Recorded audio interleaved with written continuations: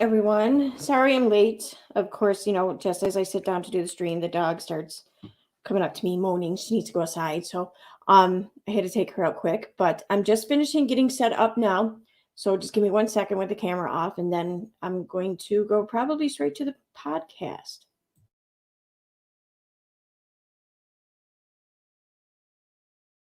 So how's everyone doing tonight?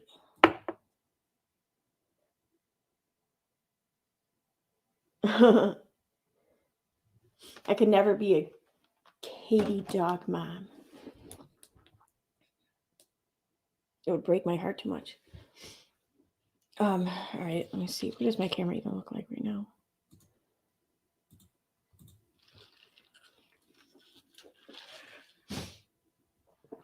And ear, do I have it? Okay, there. Headphones. All right. Come on. All right, so what do we got here? Hey, Diane. Hey, Real. Hey. Hey, I don't know how to pronounce that, so forgive me if I'm wrong. Hey, Kim S. Grace Case. Hey, Claire. Hey, Ray Chick. LeBlanc. Hey, Reagan. Hey, Puff. Hey, Jamie. Megan. What's up? Sunny D. Kim S. Yo, drunk uncle. Sweet home Alamanda. What was that? Hey, Susan. Who did I miss back here? Susie. Teresa. I swear to God, I want to start doing this, but like holding a mirror or something, like one of those hand mirrors in front of my face, and like, I see. I see Diane. I see Allie R. I see Jamie. Bitch, never said my name. Never said my fucking name. All right. So, all right, what am I doing here with the cameras? That's the FaceTime camera.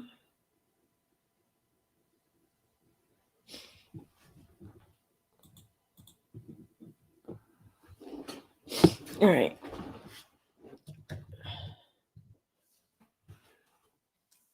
Jesus. Ever just sit there, put on a shirt thinking it looks really good, then until you go look at yourself in the mirror and think, oh, that's way too much cleavage. What am I thinking? Yeah. Good thing I check first. All right. Let me go back to the other camera and then I'm done. So has anyone listened to that podcast? All right. So here we go. So has anyone listened to Todd's podcast yet? Todd Chrisley's? I listened to it just today. So let me.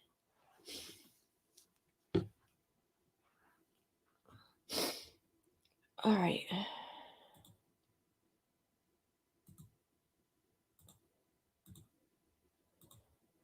Let me just get the link and then I'll pull it up. How's that? There we go.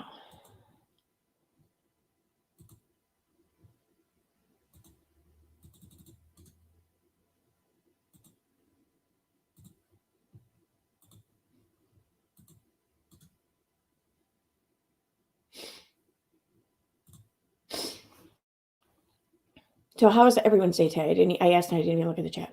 Oh yeah, you listened to it multiple times. Awesome. Thank you for the thumbnail compliment, Teresa. I actually made this one. Yeah, I didn't want to bother my mod because I feel like I want to. She does such a great job on them, and I figure I don't want to annoy her on like the I don't know, the not so important streams or videos, and I'd rather save her for the important ones. So this one, and this actually wasn't hard. I just was scrolling through. I'm like, if I find something I like, then I'll do it. And it's like right away I found like a template I liked. I was like, okay, then I'll do it, because I don't like doing it unless there's a template, because I don't like having to create something on my own. I don't like doing that. April. Hey, what's up, April? Oh, did I see Poodlerifics in here? Hey, Poodlerific. I haven't seen you yet. Hey, Nikki. I just seen that someone was talking to you. Hey, Laura. There you are. Okay. Hey, Podorific. No such thing as too much cleavage. Think of the super chats. That I would do for super chats.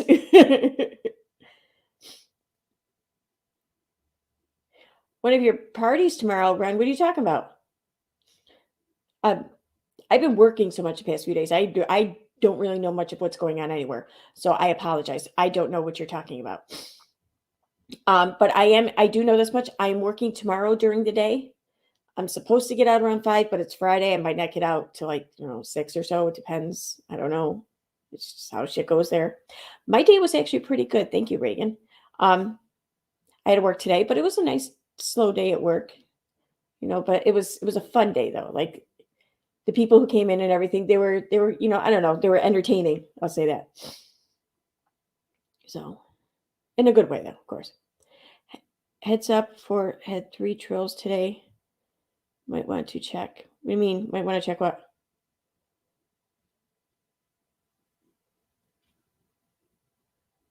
What do you mean? Should I employ Nightbot? It's everyone's comment, so I think is it Nightbot? Is that what it's called? Damn it.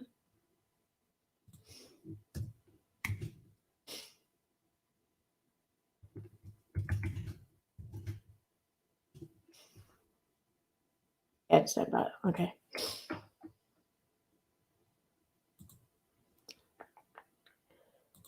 I mean, it's still all my account, all my settings and everything are saved. It only takes a second to turn on if I need to use it. So long as I'm just going to sign in. Choose your account or a brand account. I don't understand that.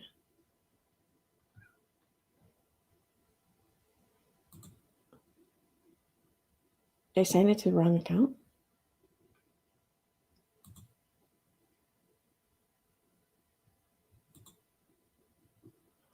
I think I might have.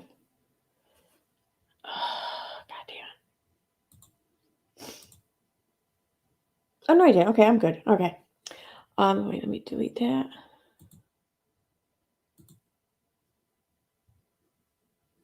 I'll leave all that. And let me just set the spam protection. I got everything disabled here, so it shouldn't block anything, but I know it's freaking going to.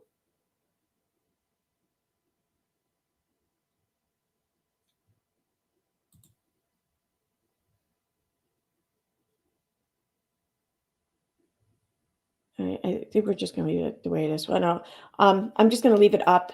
I can just go over and switch and turn it on real quick. Okay.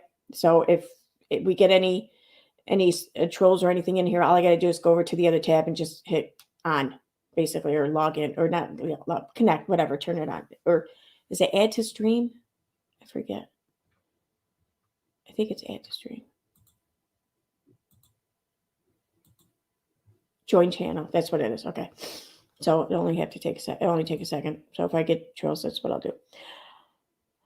I won't block you. Why would I block you? Hey, Renelle, what's up? Okay, so all right, I'm going to go ahead. I'm going to go to the podcast.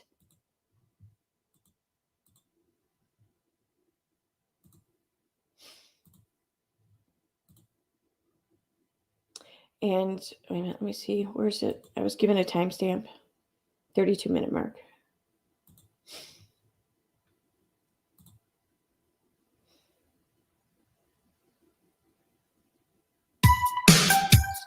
Shit out of me every time. Because with that relationship, with how important it is to make a woman makes up and the lies that she tells are just crazy. Offer valid through September 3rd. Ratchet. Because then, and it's, but no, I'm not. And count. There we go. How does Celebrity Net Worth know what I'm paid to be on the show? How does Celebrity Net Worth know what my wife and my family own in real estate around the country? How do they know that? They don't. It's not public record. It's not available for you to see. So, but yet they put this stuff out there And it's laughable. I mean, how do you attribute someone's net worth when you don't even know what they have? It's the craziest thing. And then you've broken up today, and tomorrow you're planning your wedding. Yep. And that's what, you cannot believe anything that you read, which is why I keep more stuff to myself than putting it on social media, because well, you have said you did an interview with Entertainment Tonight to where you said that when you were asked about your relationship with Nick, that, you know, your relationship is something that's private for you, that you feel that you share everything else in your life and you don't feel the need to share that. Yeah, 100%. And I just don't feel. And the biggest thing is people are like, oh, well, you signed up for this. No, you didn't sign up to tell everybody your personal business. No, you didn't. You're just a nosy bitch who wants to know everybody's personal business. But we don't owe you that.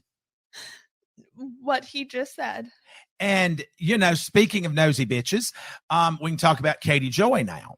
Oh, my gosh. Now, folks, everyone that listens to this podcast knows I listened to this for the first time today, and the first time I heard that, did you hear his daughter like, oh my God, like, no, not again, like, no, I don't want to hear any more about this bitch. Like, it's funny. I'm gonna rewind it. I want to hear it again. At what he just said. And, you know, speaking of nosy bitches, we can talk about Katie Joy now. Oh my gosh. Now, folks, everyone that listens to this podcast knows that this vile human being who makes up nothing but lies, just again for clickbait. You know, she does it for clickbait because, you know, she's trying to make a living, and I don't fault people for trying to make a living. But I mean, the things that this woman makes up and the lies that she tells are just crazy. But now I guess she's going after this woman, you know, she's going after someone else, and it's on that Sister Wives or something. And so Katie Joy posts, because now she wants sympathy, folks. She doesn't understand why people call some agency, I guess Child Protective Services or something, you know, on her all the time. She doesn't understand why the police come to her house all the time. She doesn't understand why people dislike her so much. She doesn't understand why people on Twitter are so mean to her. Let me let you in on a secret, Katie. People don't like nasty, vile, ugly people.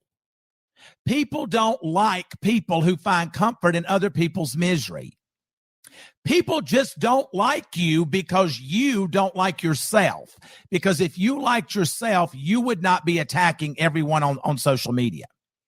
From your living room, by the way, which has a bad sofa and bad throw pillows and looks ratchet. But regardless of that, and you know, I really, really dislike his whole take on vaccines and this shit he's been saying about that. But aside that, I really fucking like this man now. I mean, I didn't know him before, but I really like him now. And in fact, like, I'm not even really that upset about the vaccine shit, really. I fucking love this man. I do. I love this man. I don't care. I don't care who knows it. I love him. I do wish he'd get vaccinated, though, still. Just saying. Better than you, and I'm negative $5 million. Remember that. But with that being said, she's now crying, saying, Mary Brown's fans are currently encouraging her to sue me. They're falsely claiming that I'm being sued by multiple people. Katie, honey, learn to count. Multiple is anything past one. You are being sued by multiple people. There are 2 women that are currently getting ready to file defamation suits against you that your attorney reached out to their attorney trying to get them to settle with you for an NDA, and you would never talk about them again. That's not going to happen. They're not going to do that. They're suing you for defamation. Yes, I know. I've got the inside track. Unlike Katie, I do have the inside track. And you are going to be sued by those 2 people and you're already being sued by a guy named Steve. That's 3. And the mother of all lawsuits is getting ready to land on your attorney Graham's desk by my attorneys, who I retained in Minnesota to come after you for multiple claims of defamation. So now this means that in this lawsuit, folks, we get to request tax returns. We get to request bank accounts. We get to request and subpoena YouTube for how much she's made off of YouTube. We get to compare that to how much she has shown on her taxes. We get to put everything that comes from this lawsuit. Keep in mind, folks, Katie claims that she gets everything she reports about me from public record, or the video that she did saying she'd been on the phone with Chrisley Campbell for all day, where she was giving her all this information about me and the rest of the family. And she was just trying to figure out, it was so much, she was trying to figure out how she was going to organize her thoughts and get the information to you. Now, folks, remember, we're in the midst of depositions with this whole Georgia Department of Revenue stuff right now.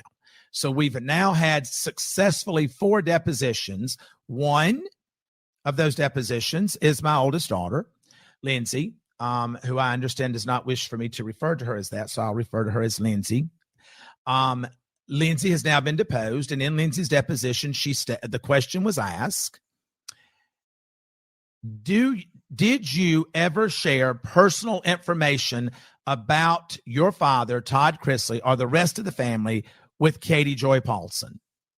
No, I did not. Now, folks, here's the issue. That was either a lie or Katie Joy Paulson lied.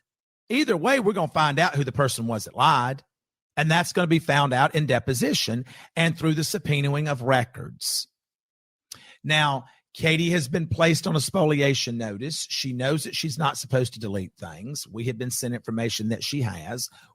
I think they both lied in that regard. Like, I think Lindsay absolutely shared personal stuff with Katie. I just think that the shit that Katie kind of said maybe about the family, like she, you know how Katie is, she'll just completely exaggerate something, or she'll take a little tiny morsel of something that might possibly be true and then just form like a whole, like another fucking, I don't know, imaginary fantasy land or whatever from it. So I think that that's kind of what happened. So I think they both lied. That's just my opinion, though, but mostly my opinion because I'm biased and I'm kind of a spiteful bitch. That's, you know, I fully admit that. Sally, I don't know. Like, I haven't wanted to join. I haven't, because I mean, though I hate the shit that she said about me and the lies she said and everything, I don't think anyone, I don't know if anyone paid attention. I haven't seen much of people paying attention, but in some ways I have. I'm curious though to look into whether or not damages have been caused, and if they have, then I'm gonna consider it. Yeah. If nothing else, though, I decided to reach out to the lawyer in charge of this, because if there's anything I can attest to that will help the case of those who have been harmed, and, you know, more than me, you know, like Steve McRae, like, I don't think that she's really harmed anyone more than Steve McRae, because, well, guys, like, she's got people thinking that Steve wanted to bone her. Like, I can't think of anything more defamatory than that. I mean, can you really? I mean, because when she accused him of sexual harassment, she kind of alleged that and said that he was hitting on her. Dude, I wouldn't want someone saying that shit about me, would you? Come on. So, you know, so if there's anything I can do that would help his case, then yeah, absolutely. I do it in a second. So I'm starting there. I don't know. We'll see.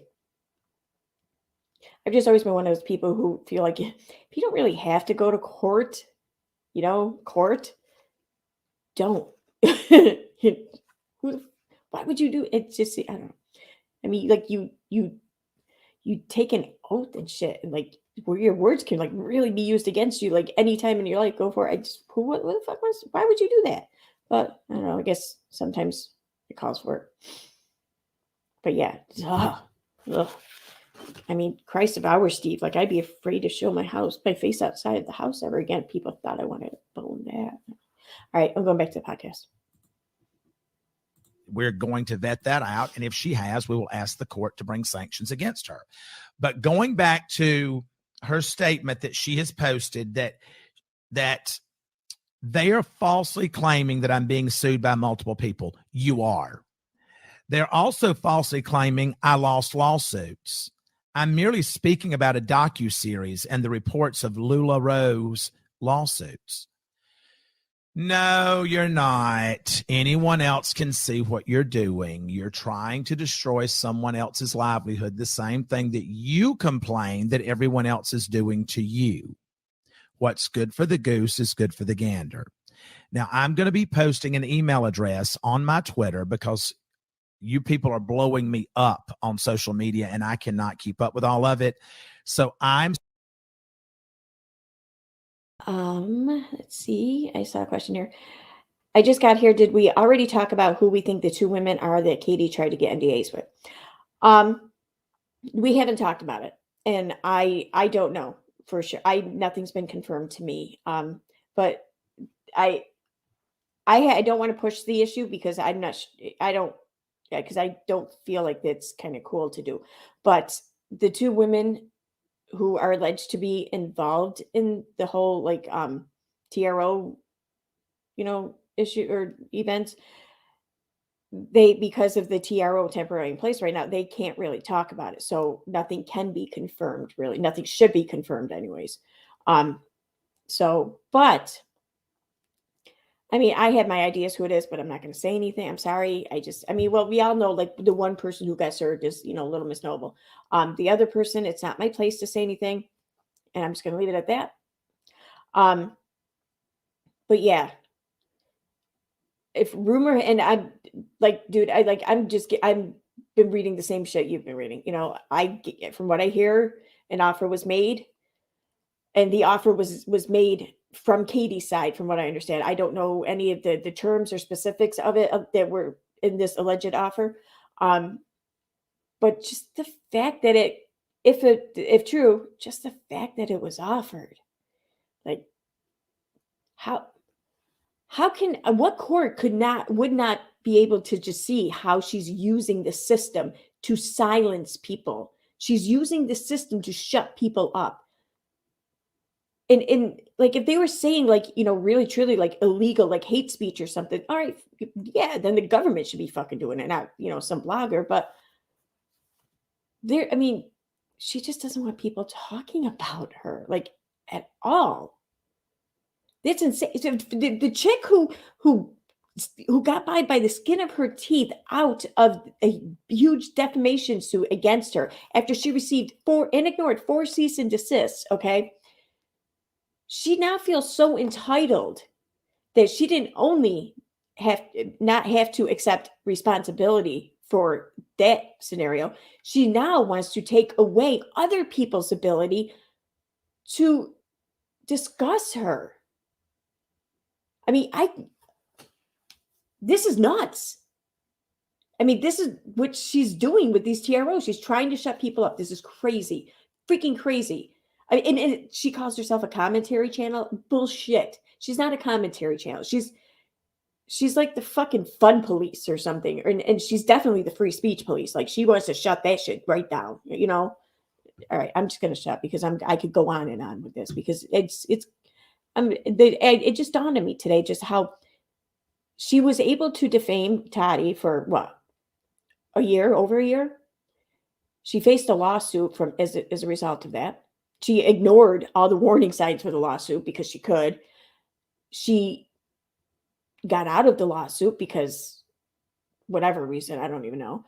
And she doesn't for a second sit there and look at her situation and think, holy shit, I really dodged a bullet there. No, she now feels like that she can take this shit further and shut everyone else up. Oh no. I'll be honest, this is the real reason why I'm definitely open and amendable to having discussions about anything else. All right, I'm going back to the podcast before I start really bitching. Up an email address that my attorneys will have access to where all of this information that you guys are sending, you will now send it to this email address. And for any person that's ever had any issues with Katie Joy, that she has falsely accused you of things, or that she's tried to intimidate you by using the system to file false TROs against you, by making up claims that are not true.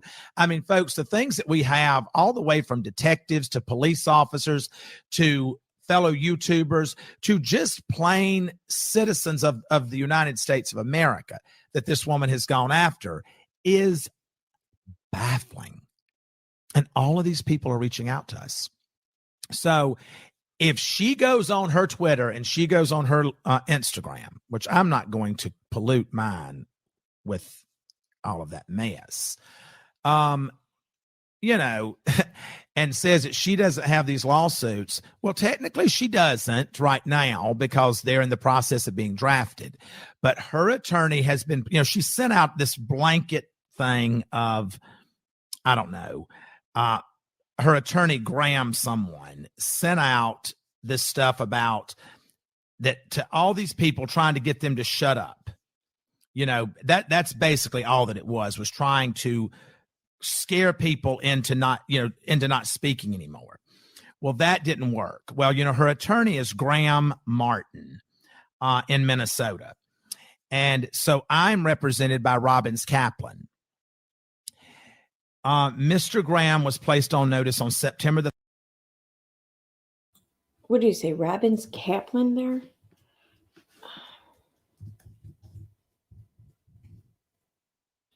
Kaplan.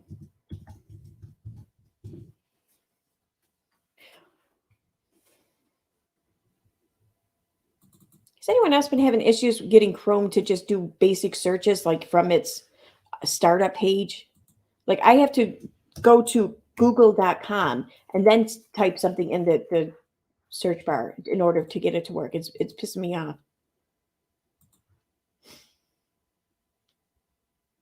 Okay, there's all right, cool. I want to check that out after the podcast. 2021, that all of his communication would now go through Charles Goki with Rogers and Kaplan. And it's just a long letter that I'm not going to get into, but basically my attorney, in a polite but very straightforward way, educated this attorney and told him that basically he didn't know what the hell he was sending me, that I had no obligations to hold on to communications with someone that I've never had communications with. Oh, thank you. In the last 5 years, don't even know these people, never met them. Just because someone sends me information through my attorney, I think that falls under attorney-client privilege because it doesn't come to me. But at any rate, my attorney did educate him, and now, you know, he now knows, your attorney, Katie, now knows that I'm represented by two of the best in the state, in your state. And they have been charged with filing a massive lawsuit, because I love how you talk about you have assembled your team. Your team doesn't even want to be your team. Your attorneys don't want to represent you. Surely to God, these attorneys have enough sense to see the derangement that comes out of your mouth and the things that you say and do with YouTube.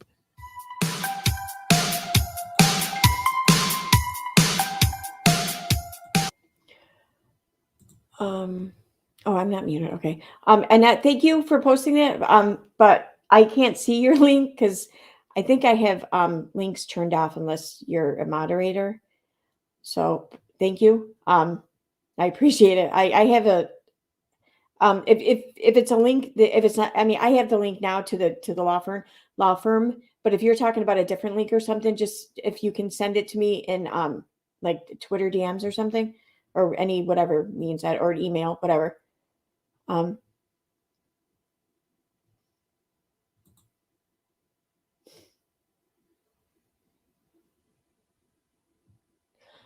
on, okay.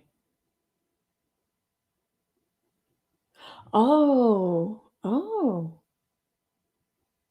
Interesting. Okay, I'll share that next.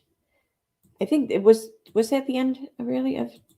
So you all know that we love getting away as much as possible. 18,000 missions and have just visit air and so much more, including. And we're going to show the spikes when she used our. Okay. Now, folks, we are filing our complaints with YouTube. We're going to subpoena all the records from YouTube. We're going to get all of the revenue that she's generated, and we're going to show the spikes when she used our name to generate that revenue so that we can form a basis of how much we're going to come after her for. But we're going to file a multi-million-dollar lawsuit against her for damages to reputation. The things that this woman says about people, she can't even prove.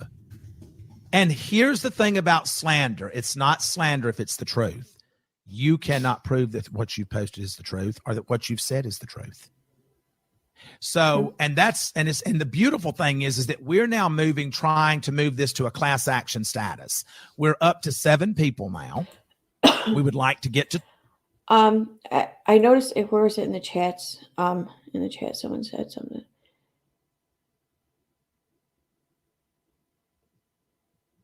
She's begging on Twitter. Cheryl says, I'm showing that her tweets are protected. And I know that they've been like that. I know they were like that earlier, so I'm guessing they've been like this all day. So I'm thinking maybe you have access and some people don't have. And I think someone should take screenshots. Seriously, if anyone does have access and you want to share, I wouldn't say no to seeing screenshots. Please don't comment or anything or harass or anything like that. Please don't. But if you want to send me screenshots, cool. But it's up to you. And I won't show anything that shows an account name or anything like that, obviously. And I won't say, I won't tell, your anonymity will be safe with me.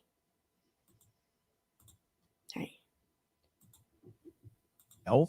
And if that happens, then I will fund this litigation and we will move it forward in a class action style. If we don't get to that number, I will focus on my damages and let the other 4 or 5 people that's going to file their suits.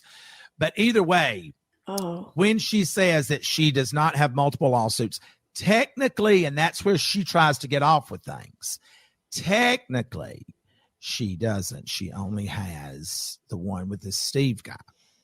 But she has mine coming, and she has 2 others coming that she's trying to stop right now by offering NDAs, and I'm told that neither of these women will sign an NDA. Now, there was another lady who I have now come into contact. Amy says, EKC, I don't know what this guy is about. Is he a Christian person or just a guy? I don't even if I don't have to. I don't know what you're talking about, Amy. If you're talking about the guy talking now, it's Todd Chrisley. But I'm thinking you know who Todd Chrisley is since, you're not a stranger here. Or, you're not new here. I have a friend whose dad was on people. So I'm assuming that's who you're asking about. But if I'm wrong, please clarify. Oh, what's up with your son, Renell? What's going on?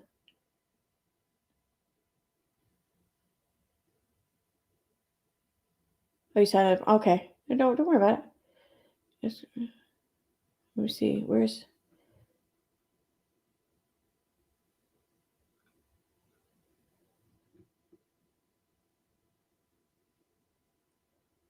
Oh, are you talking to me right now?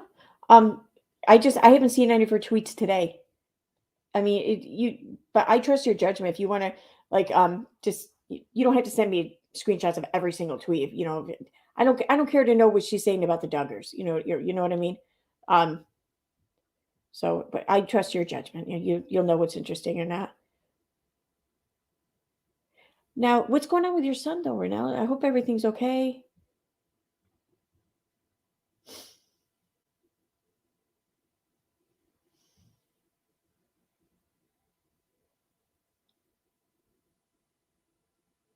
Both accounts are protected. Wow, it's some like major shit if she even shut down the one that no one ever really pays attention to.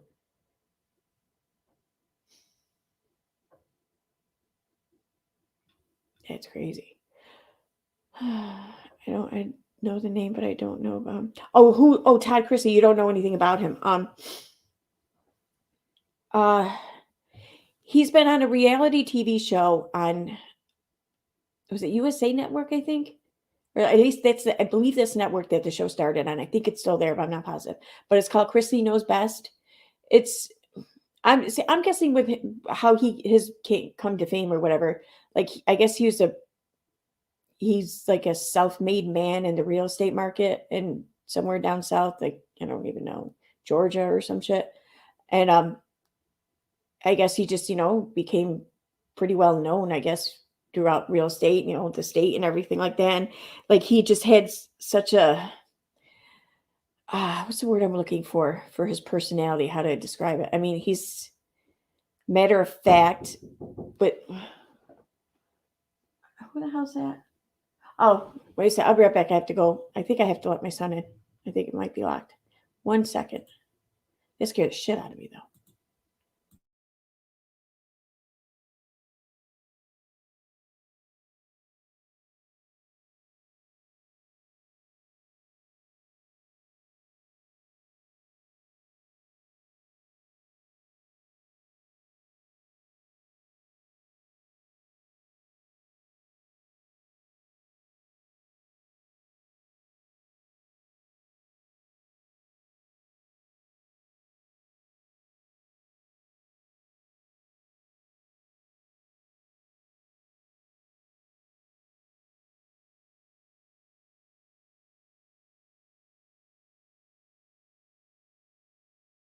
Okay, I'm back.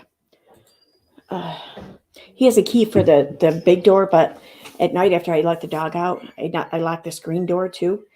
And like, I don't even know if we have a key for that door. Okay. So yeah, his very like loud, matter of fact, and to the point personality, but like he's probably like the king of not cliches. Not that the king of like one-liners, maybe. Just a lot. I mean, like he could really seriously probably have a very successful business if like he put all of his like a bunch of his sayings like in t-shirts and shit. Like, because like all people would buy that shit. So that's my opinion of him anyways. So, and with the reality TV show, he has this podcast now, and I guess now he's even considering running for politics or some shit. So I think maybe he is Christian or something, but that's not like it's not like a huge part of their lives. It's just they're about as Christian as the next person. You know what I mean? So yeah, he is a little bit of an ass. No doubt. No, it's not a weed plant decorated for Christmas. It's not even a real plant. And it's not mine. It's very bright though. It used to, I don't know why it's not doing it now, but it would twinkle. And so one other stream, someone said how it looked like little fairies or whatever riding around, but it was, the lights were blinking. It was like, yeah, they're drunk and they're flying into the tree.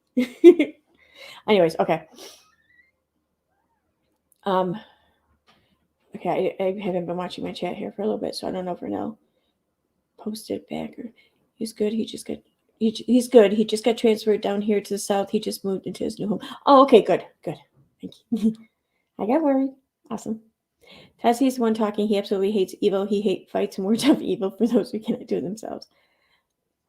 I don't know if I would put him in quite that noble of a category, but I think that he's happy to do that in a situation like this, in this instance, because he also has a dog in this fight, Okay. All right, I'm going back to the podcast. With who I absolutely love. And if you guys don't know who she is, you should follow her because she is entertainment at its best. Emily D. Baker. I encourage you to go listen to her podcast that she did last week, talking about this email letter that was sent by her attorney Graham to all of these people that have nothing to do with what she's talking about. It was just people she wanted to shut up and intimidate because she thought that she was rich by getting an attorney to do a blanket letter to send to every person that she wanted to send. Because for some reason, I think she thinks that she's, classy or sophisticated or in the elite group if she can hire an attorney. Let me just tell you something, folks. Nobody wants to hire an attorney. If you're having to hire an attorney, you know that you're having to spend money. So I look forward to seeing how Katie's going to pay for these bills that we're getting ready to rack up with her, because my attorneys are going to keep her attorney Graham very, very, very busy. Between my folks at Balch and Bingham in Atlanta and the folks with the new law firm in Minnesota, those firms are going to keep her extremely, extremely busy. So I will post that new email address on my Twitter, and it'll be posted sometime today or tomorrow whenever I get around to it. And then you guys can send everything that you want to send when you want to send it, and our folks will go through it. And if there's anything in there that I feel that's worthy of me reporting about, then I'll report back to you. Now let's talk about the Met Gala. Did you watch any of it? No, I just saw some stuff on social media. I have to. I figure so muted. I don't really care to hear about the Met Gala. No, I apologize to those who maybe do or want to discuss it or whatever. They start talking about it at 46:53 if that helps. But yeah, I don't really care. The extent, the only reason why I've even looked at any of the fashion from the Met Gala is because of the memes that people were making on Twitter today, like here and there. Like I saw one, just stop it, KJ or something. I saw a few that were pretty good. So, oh wait, let me take this down. Okay, so, oh wait, I want to download that too.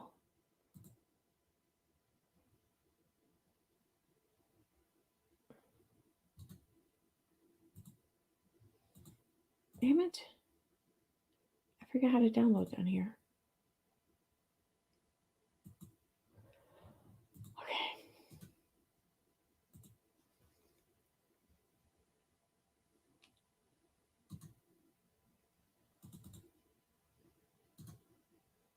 Save as. There we go.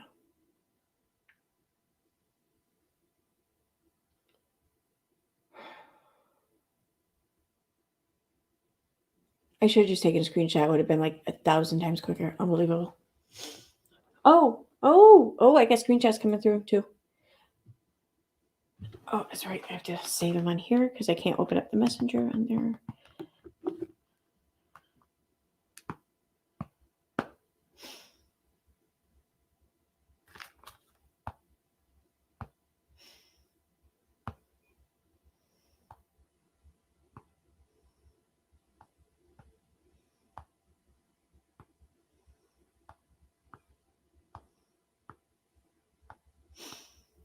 Yay, you are awesome.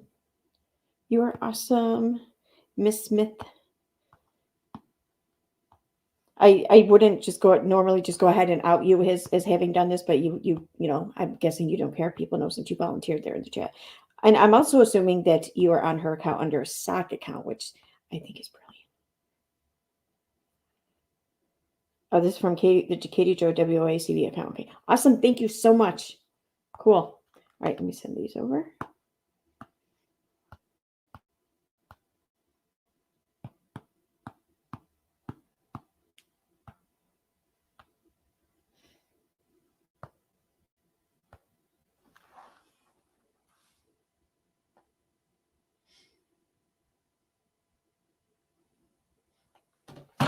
Okay.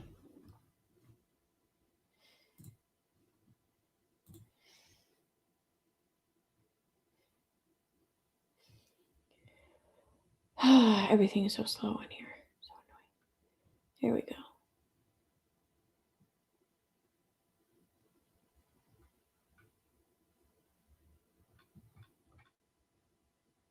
Almost done. See how long it's taken just to airdrop 7 pictures? 7. It's taking forever. Ridiculous. Okay.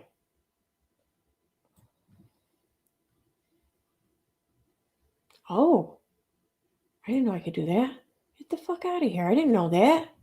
Oh my God, that's incredible. Wait, is it? Maybe it's not. Okay. Damn it. Okay. Where's the other picture?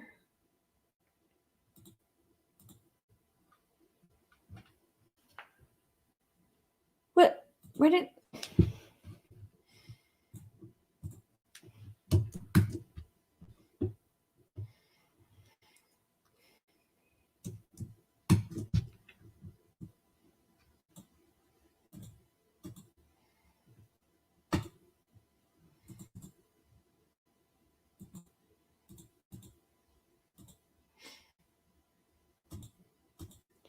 I swear to God, I'm not spending a single dime of my tips, of my YouTube money, ever until I save up enough for a new fucking computer.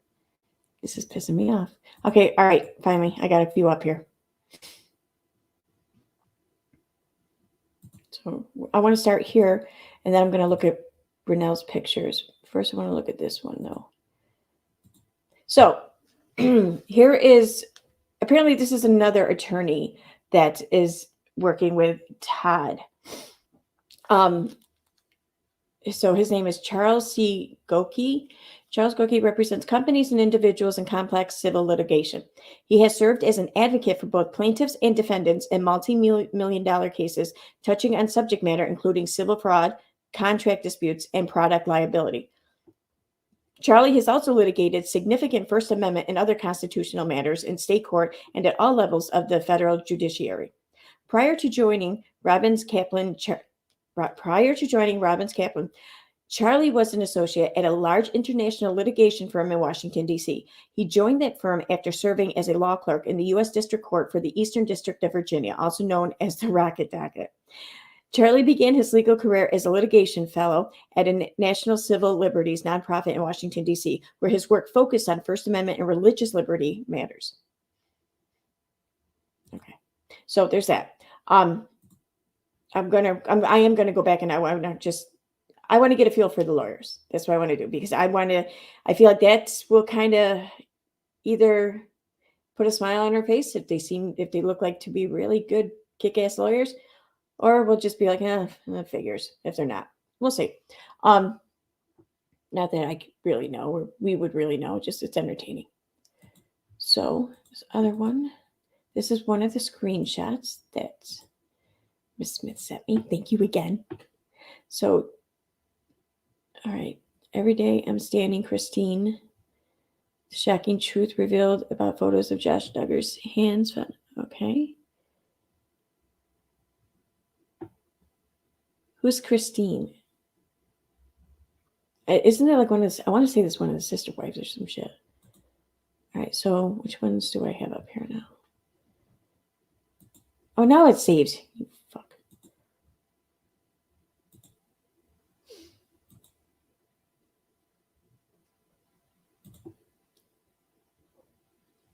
All right, so I'm going to put this one up.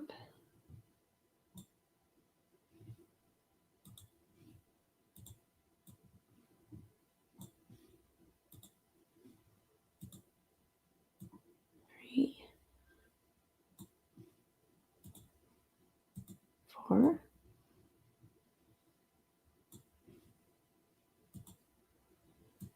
5.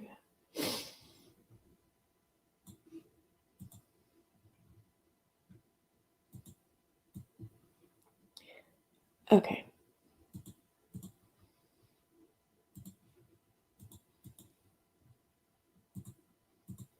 They're not in order. I'm just pulling them up. I didn't delete the wrong one, did I? I don't want to see. All right.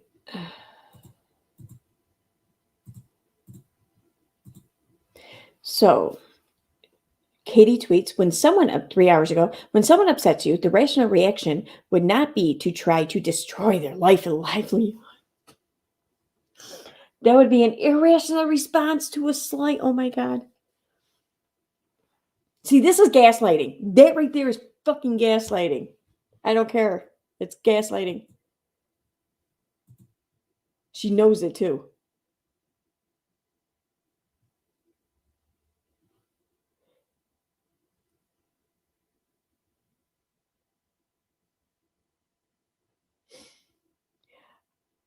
I foresee some problems with how he said getting tax returns and matching up what she's been reporting of her YouTube income to see if it matches up. Normally, I would think I might kind of disagree with you and say, like, people make all kinds of threats. There's really nothing to suggest this.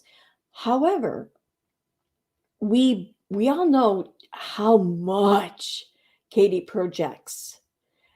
And one of the things that she always says is, I do my taxes. That's what she always says when she's trying to explain why she's not a criminal, why she shouldn't be treated like a criminal, because I do my taxes. That's what she says, like, all the time. It's just such a weird thing to want accolades for. I mean, everyone does everyone should do their taxes. You know what I mean? And most people do their taxes. It's not something you should really get credit for. I mean, at least not be accredited for. I don't know. But so yeah, I think you might be onto something. John says, before buying a new computer, try wiping and starting over on your old one. Might be software conflicts causing issues behind these things. I don't, yeah. I know I do need a new one. I do, but I think I might try that because I really I need 2 monitors. I don't know. I don't know enough about this to really start talking like I know enough about it. Okay, so yeah, let me go back to the picture. Oh shoot, I didn't make it big. My bad. There you go. But yeah, this is gaslighting. Tell me, it's crazy fucking gaslighting. Your opinion of me is none of my business. Cody Brown, Sister Wives. Okay.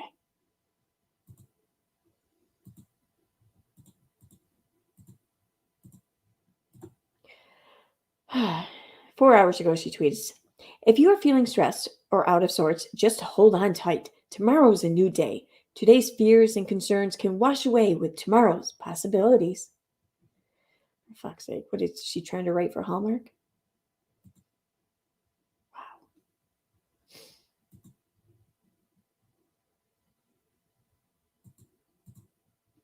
All right. You know that there was like a poster or something somewhere. She just copied it. In my opinion, allegedly. Okay.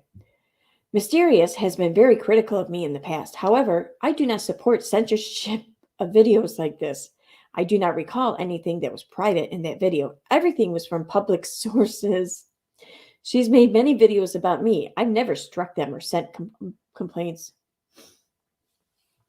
Mysterious, if you see this, and if you heard me read her tweet, can you just send me a DM or an email or something? ekcpeoplesuck@gmail.com or at SlayerUtica. That's SlayerUtica on Twitter. Can you don't even have to say anything. Just type in a number.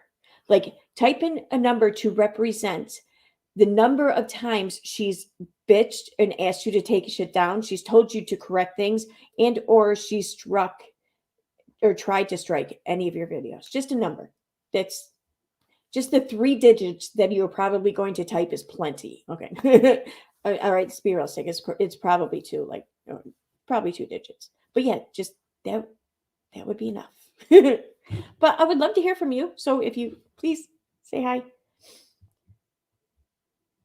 I was actually going to reach out to you the other day and about something, but I think maybe I'll reach out to you after the stream because I heard you say something in your stream and I had an idea.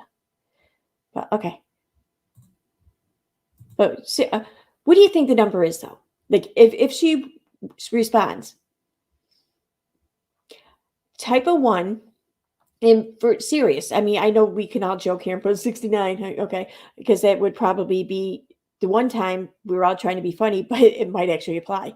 But no, in all seriousness, how many times, like, what do you think that Mysterious's number would be? Like, do you think Katie has tweeted and or messaged her, reached out to her, asking her to take shit down and or struck her or threatened to strike her?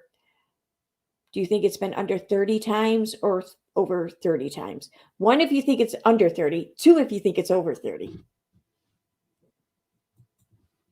And be serious. Like, let's see what the real consensus is. Right off the bat, twos. Look at that. Yeah, WACB victim's voice says, "Oh, that tweet is about how Trisha Paytas struck Mysterious, but she hasn't." That's kind of what I figured. Yeah, I figured that's what Katie was saying. Like, hey, man, it's a chance for her to throw Trisha under the bus and to insert herself in the situation, then to try to make it about her. Yeah. I'm surprised it took her like 4 days to come up with that tweet. Anyways, yeah, that's a shitload of 2. 4. Okay, I'm guessing 4 means you think it's over 100. That's what I'm guessing. But yeah, there's like 3 1s. The rest are 2s. And then there's the 4. Wow, okay. Hilarious. Oh, damn it, I hit the wrong one. Fuck. Stop. No, cancel.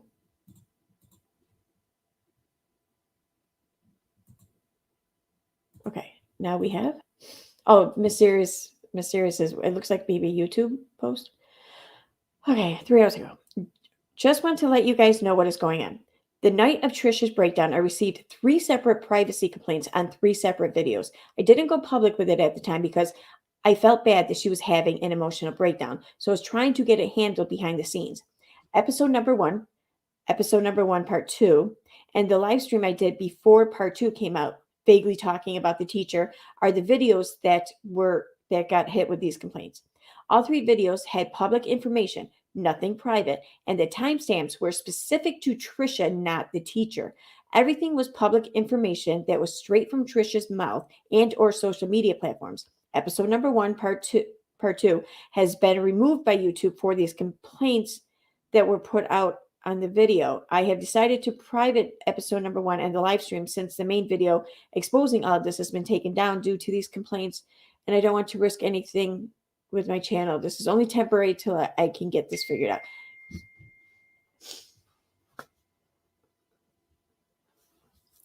All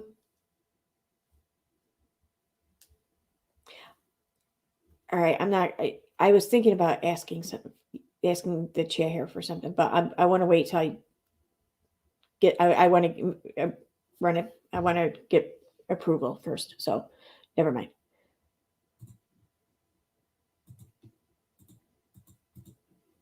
All right, that's fucked up though. I mean, those better go back up. Those are good videos. What the fuck? Nicki Minaj is married to a convicted R. Nicki and her husband are being sued by his victim for allegedly bribing her to recant her allegations. He pled guilty for failing to register as a SO.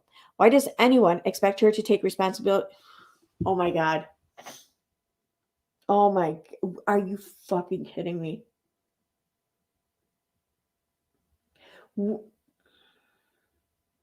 I'm pretty sure that there are plenty of convicted R's out there who fully support the vaccine. What does one have to do with the other? Why would you even put this together? Oh my God.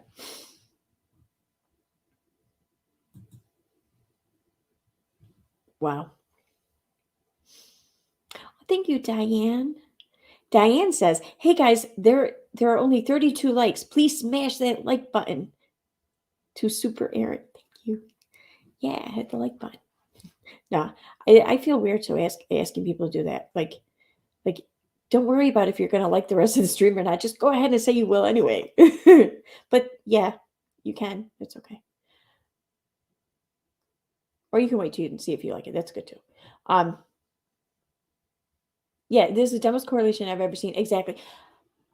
It's like she just it's not that she wanted to talk about vaccines here. That's not at all it. Because she doesn't really talk about vaccines. For someone who once considered herself like someone who took on anti-vaxxers and like boasted and prided herself on earning such, such a infamous reputation in the anti-vax community there for a little while. She really doesn't talk about vaccines. She doesn't even talk about anti-vaxxers anymore. She just could care less. So this reach to pull these things together was not for the benefit of a vaccine discussion. It's because she wanted to talk about the rest of the shit. The vaccine thing was, I think, her tie-in into trying to expose to those who don't already know about Nicki Minaj's husband. That's what she was doing here. It had nothing to do with vaccines. That was just her excuse. Which I'm not saying that she should keep her mouth shut about Nicki or her husband. I do what you want. I don't care. But I can't. She exploits everything like this. It's almost comical. Whose voice is beautiful? Speaking of the Nicki tweet, was her husband convicted of R or convicted of attempted R? Not that either are good, but attempted murder does not make a murder. Yeah, I mean, though, true. I guess it would all depend on how his attempt was foiled, or if it was foiled. You know what I mean? Like, if you didn't actually follow through with murdering someone because, like, say, the poison pill you fed them turned out to be ineffectual, yeah, I don't think you should get credit for not killing someone. You know what I mean? But if you didn't follow through with killing someone because at the last minute you kind of just stopped, or you know what I mean? Okay, then fine. Sounds exactly like when Kale Lowry posted her thoughts on Twitter about the scare. Yeah, exactly. Only that though, yeah, no, yeah, it's true. There was a reach though to use vaccines as an intro. I mean, I know Nicki Minaj has been in the news as of late recently over, I think it's her anyways, over vaccine discussions. Yeah, isn't it? She was the one Tucker Carlson or whatever was talking about. Oh, what was it? Tucker was saying how people should listen to her or whatever. People should rethink vaccines because Nikki's cousin got the vaccine and then his balls swelled. But then Tucker had to correct himself because he got the person wrong. It wasn't Nikki's cousin. It was Nikki's cousin's friend, because there's always a friend. And it's usually a cousin's friend. I wouldn't usually bring it up during your life, but since you're talking about it, Mysterious is talking about it now. Okay, awesome. I don't want to stream her live though, because I don't want to, take views from her. I mean, if people want to go and watch her, I get it. Okay. If I wasn't live streaming now, I'd go watch her too. So it's cool. But that's just why I'm not going to stream her, because I don't want to take views from her. But since you say that, I want to send her something quick. If I can. It's not going to be quick. No, nothing ever on my fucking computer is quick. All right. I think that might have been the last screenshot. I don't know.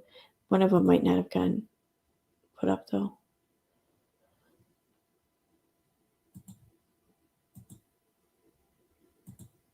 Yep, no, that was it.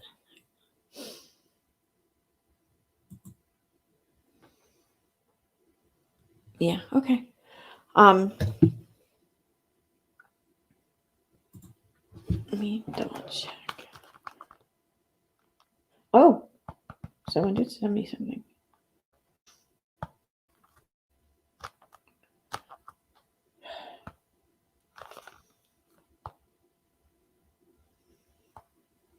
Okay.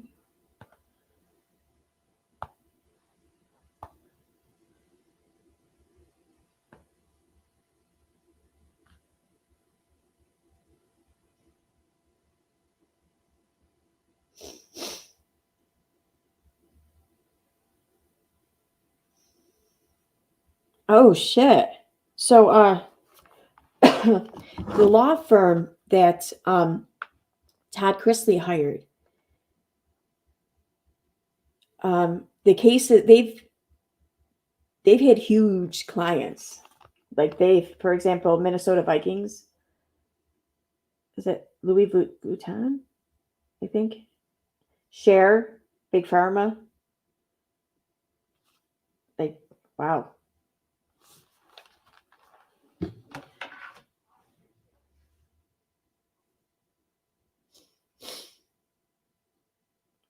Apparently NDA means never doing anal. What? She would never have a hard time getting people to sign a never doing anal agreement with her. I mean, I think people would probably just like, I don't know, be more than happy to sign. Like, I think that more people would sign that than get the vaccine. Just saying.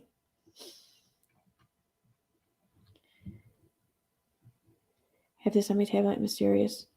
On my PC now. Let's see how many minutes before I hopelessly confused. Just be careful, make sure you're chatting in the right one. Damn it. Right. I don't want the live stream. I want her channel. There we go. About. She doesn't have an email address. Damn it. She's got it. All right. I'll email her. I'll message her on Twitter later. Okay. So there's that. Now, one more thing I want to pull up. Where's that link?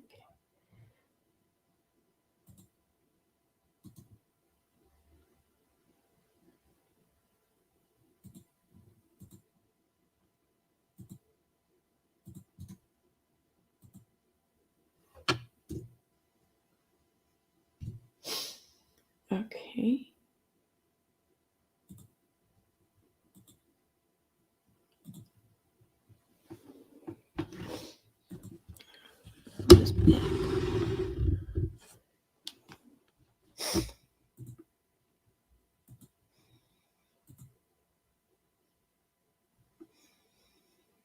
Why is the screen black? There. I know why, because I have to wait for shit to load.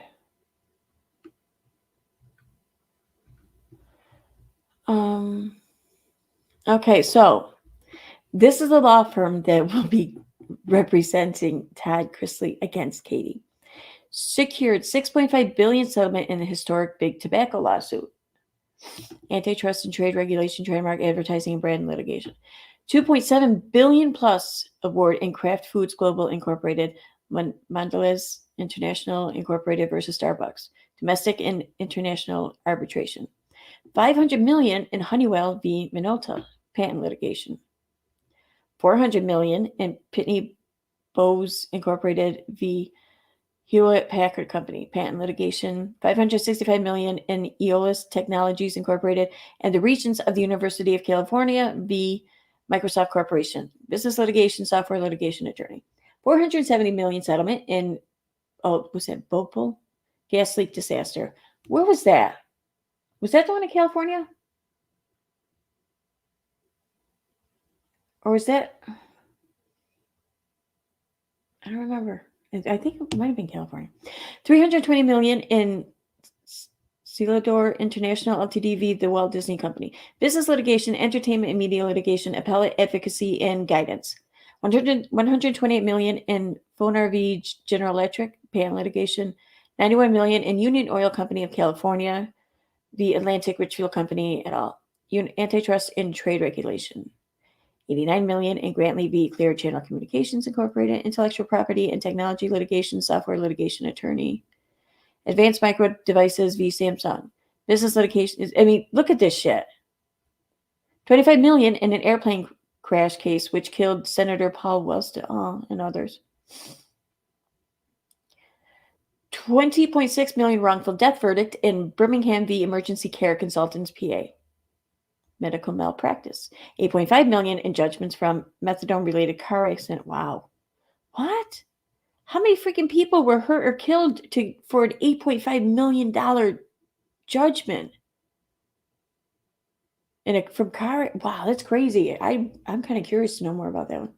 10.3 million verdict involving child seriously injured by semi-trailer. Oh, wow.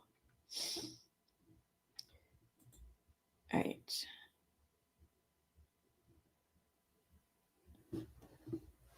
Oh, it says pro bono legal services for victims of the I-35 West Bridge collapse.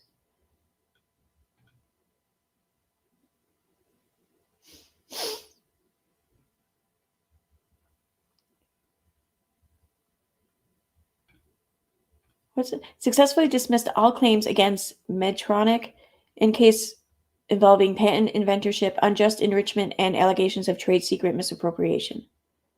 Okay.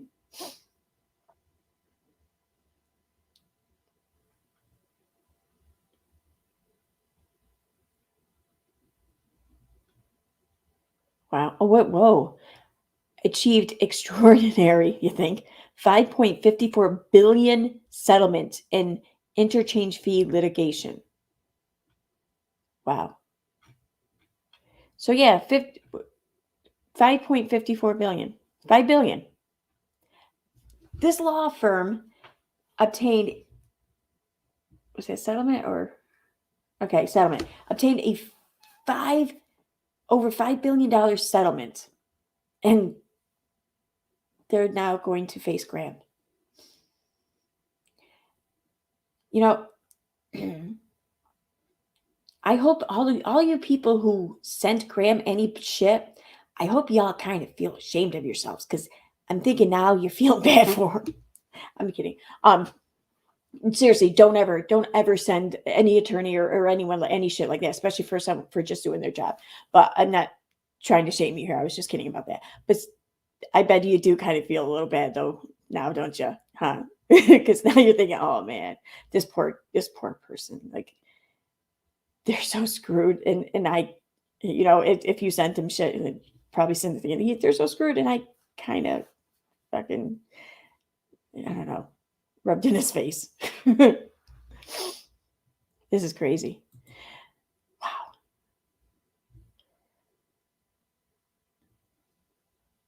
I would dare say, oh, we're talking about not natural disasters, but Chernobyl. All right, let me see. Anyone's tagging me in chat.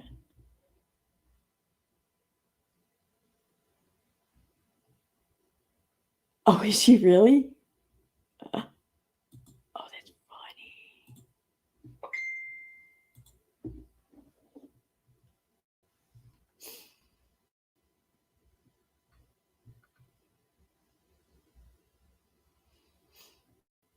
That is funny. Man, am I like not connected to a good network or something? All right. So going to.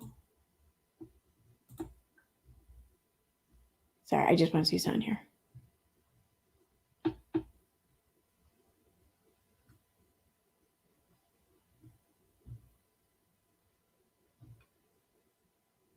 Whatever, I'll look at it later. So that's this. All right, I'm going to go ahead and close that one out. So I opened up several on that one, didn't I?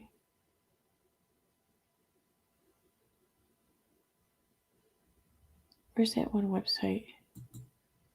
There we go. That's what I want.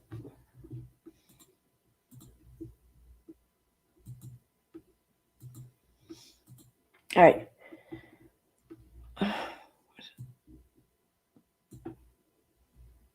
So this is from a website called superlawyers.com. They have profiles and stuff with lawyers for the state of Minnesota. Fully focused on rewriting the odds for obtaining the best possible results for our clients. The law firm of Robbins Kaplan LLP in Minneapolis, Minnesota provides unmatched legal counsel and support to a diverse range of clients who have legal needs involving any of the following: business litigation, class actions, and mass torts, intellectual property, personal injury, medical malpractice, and civil litigation, business and corporate law, and transactions. Recognized as one of the country's premier trial practices, our law firm has 8 offices across the United States, offering convenient access to the quality, personalized, and effective legal counsel our clients deserve. Our team of over 250 attorneys possesses the extensive knowledge and resources necessary to help you handle your legal challenge efficiently while increasing your chances of obtaining the favorable outcome you expect and deserve as cost effectively as possible. Yeah, I'm thinking that cost effectively one might be a little bit of a stretch there. Well-versed in mediation and arbitration, as well as litigation, we are fully prepared to do whatever we can to help you resolve the matter, either inside or outside the courtroom, and we have achieved a long record of success advocating on behalf of our clients. Among our most notable victories, we recently secured a verdict of more than $20.6 million in a wrongful death suit, earning our ranking as a highly recommended firm from Benchmark Litigation 2020. With all that we have to offer, Robbins Kaplan LLP should be your first choice when seeking the highest level of representation possible for your business-related or personal injury matter. To find out more, okay. There's 100, wait, attorneys selected is 112. I'm guessing that means they have 112 attorneys, right? Practice areas. So about 20% in business litigation, 20, so it's just 20% all across the board there.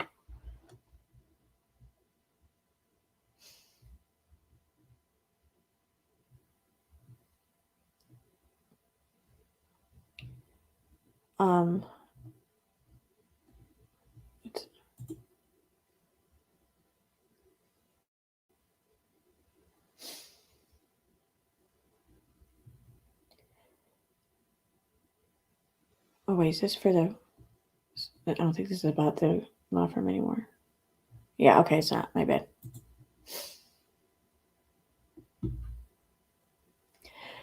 So yeah, this is the law firm that Todd is using now. Where is it? Oh, I also want to look at the other attorney he mentioned there.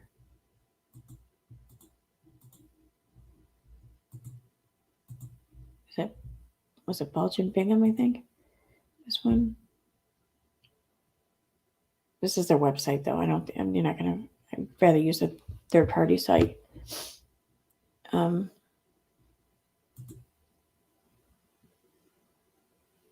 me go back to the search.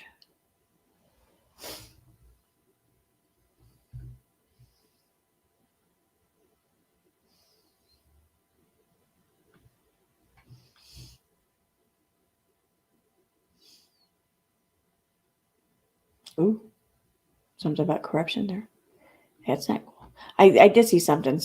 They had some legal issues like back in 2005, it looked like. And I'm not really seeing any third-party sites popping right up.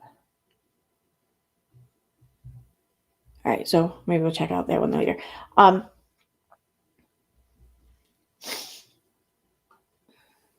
that's right. I had to go to my email for that one. And now I want to take a quick look at Katie's attorney. I'm kind of curious because I really haven't looked into him much. I don't know if maybe he could maybe have a, like a huge reputation where, he could be a kick-ass lawyer. I don't know. I from what I understand, he's like a will and trust lawyer. So, and I imagine that there's quite a few lawsuits and everything, with people's wills and whatnot, and families fighting over shit, maybe, shit like that. So, I at least I hope that there is, at least in his case, because otherwise he probably doesn't have a whole lot of courtroom experience, or let alone trial experience. Because if people are all kind of in agreement and stuff with other people's wills and stuff, that's kind of just the end. It's it. There's really no other legal business to tend to. So.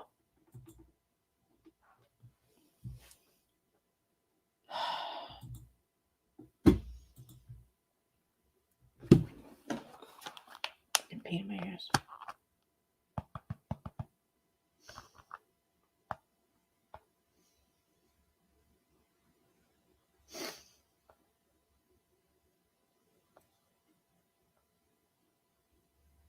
There we go. All right, that's his last name. So Graham Martin. I didn't know his last name.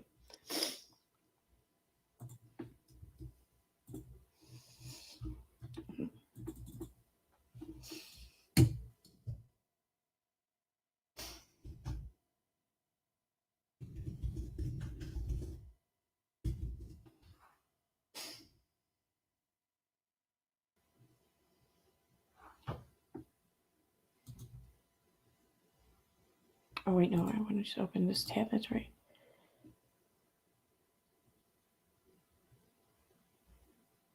Oh, he looks so young. Oh, my Lord. Oh, this poor young man.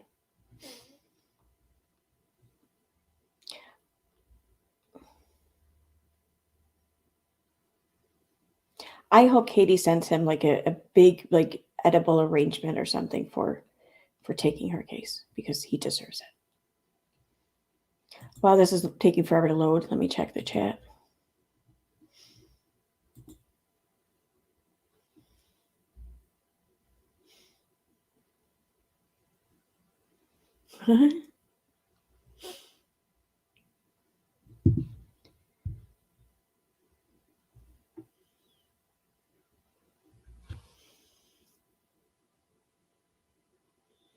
I haven't heard anything about Critical K, like, at all. I have no clue. It's a good question, though. I'm kind of curious. I mean, I can. I think I still have her case information. I can try pulling it up on Pacer, see if there's been any new filings or whatever. But I kind of think that some people would have covered it, especially because there's a lot of channels that really freaking hate her. You know, like she's almost like, you know, other people's Katie. So I would think that it would be covered. What the hell do I know? What the hell? Now this was someone alone. Oh my God, I fucking hate my computer. Maybe if I close Firefox.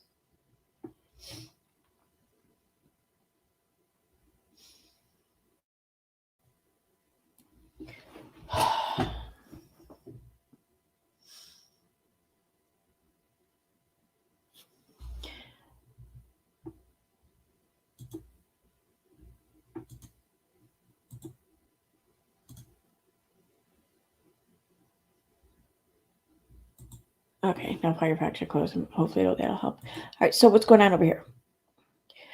I am a Minnesota attorney working in estate planning, wills, trusts, healthcare directives, and other vehicles for addressing end-of-life and post-death directives and property distribution.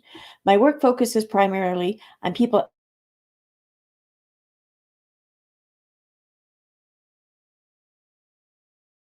of struggles and who need guides or companions.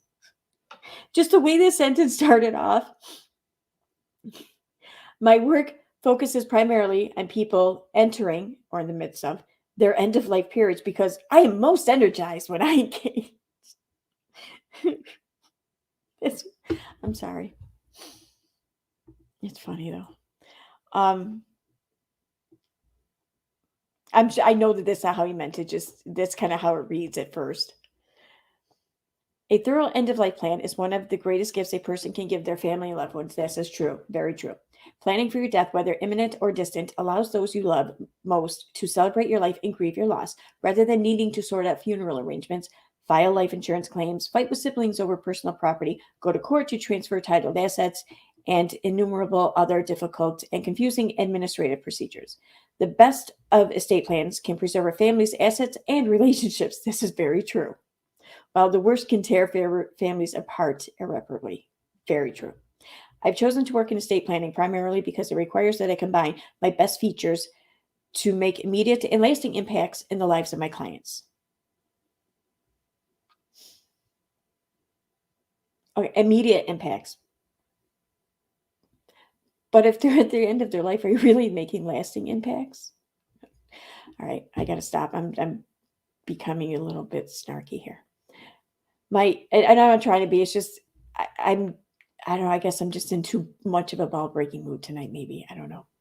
My emotive skills helping, listening, and advocating allow me to know and understand my clients as complex individuals with personal desires, while my academic skills, planning, researching, and developing strategy, allow me to develop individually tailored solutions for each client's unique situation. Developing strategy. I got a good joke there, but I'm going to let it go. Walking with my fellow humans through this emotional and complex process brings me both personal and professional joy. Oh my God, they keep coming to my head. I got to stop. All right. Grandma's going from passing out ashes to smoking blunts and planning his early retirement in a year. Katie is a gift that keeps on giving. Yeah, true. That's kind of, you might be right. Your drunk uncle seems like a good defamation lawyer to me. Yeah. Well, I mean, he could be. I don't know, but yeah.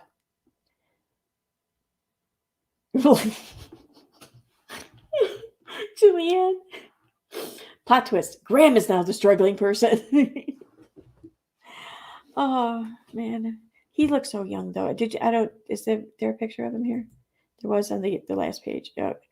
Look at, all right, this picture, he looks a little bit older than the picture on the last page, but he still looks so young. I mean,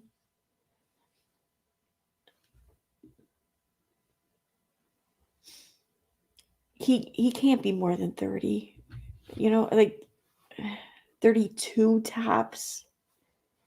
Which, I mean, it's enough time to have, years of experience as a lawyer, for granted. But if you were to add up all the years of experience for like all the lawyers for, was it for Robbins Kaplan, I think? If you were to add up all the years of experience for their lawyers, it's, I don't know. Or even, okay. I feel really bad for this lawyer. I really do. I mean, yeah, and someone said in the chat, don't feel bad or whatever. He's getting paid. Yeah, no doubt he's getting paid. Yeah. But let me ask you something.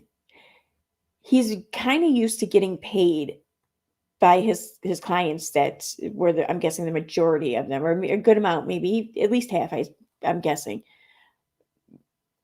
might be dying.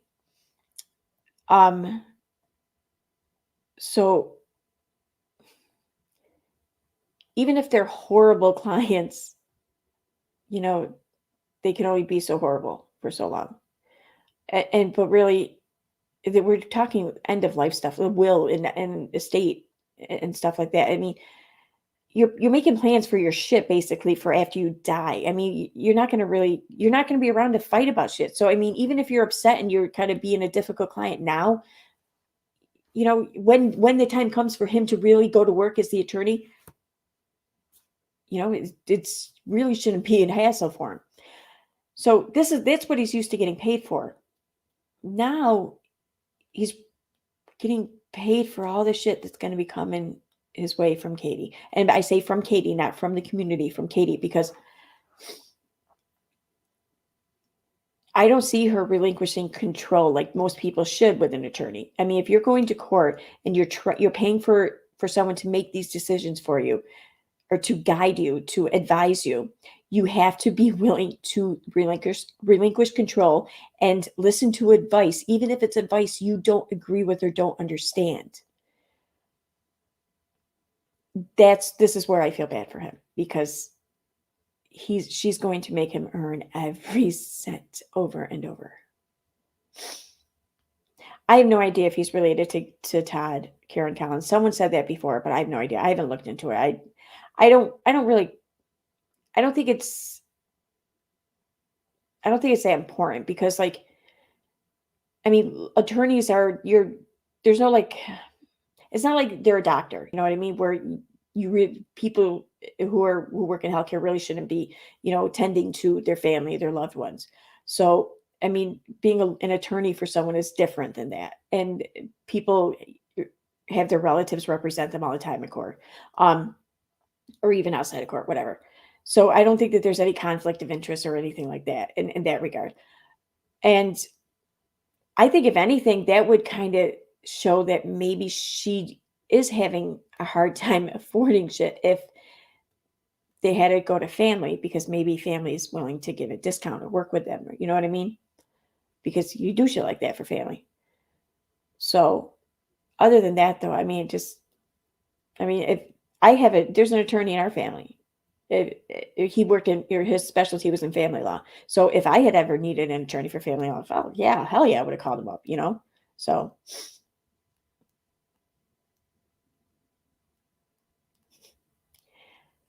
But Roundtree says he may earn every cent, but I bet he has to wait a long time to collect it.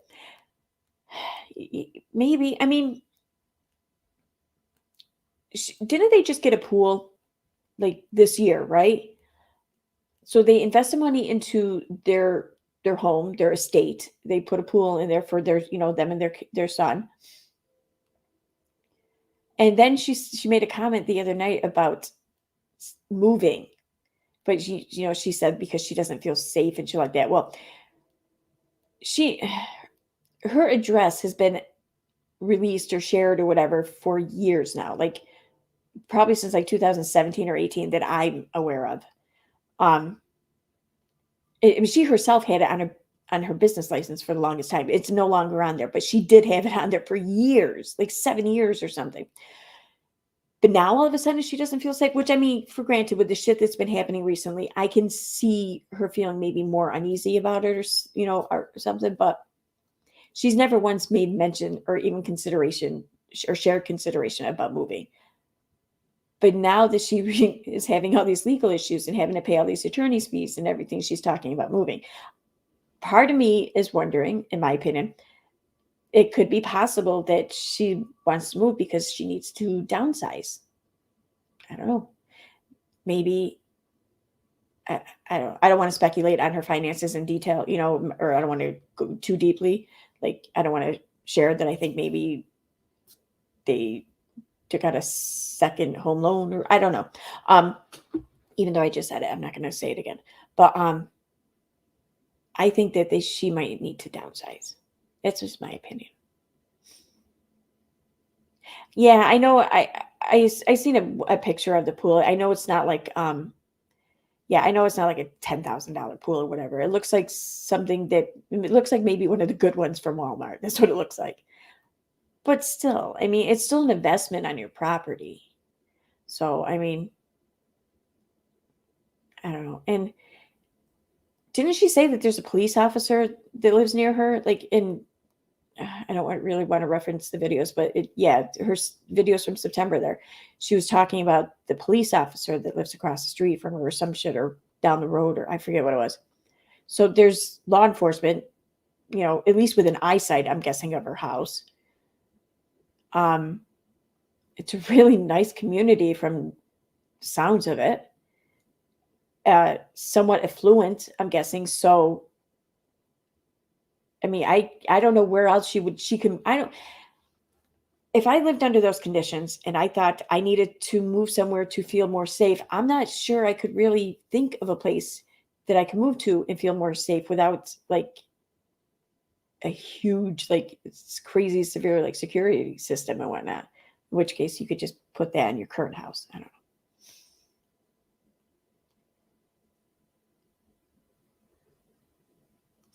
Yeah, I don't think she's a friendly neighbor either. Well, I mean, I think we all have seen evidence that she's not. But when she was talking about this cop neighbor and the video, she was saying kind things about him. Well, she did say that he was very like particular, whatever, with his lawn or some shit. I don't know, but which I'm sure all the dads in here probably like, what's wrong with that? But other than that, though, she said, pretty nice things about him. So I'm thinking that might be one of the neighbors, one of the two neighbors that she's not managed to piss off yet, or managed to get pissed off by.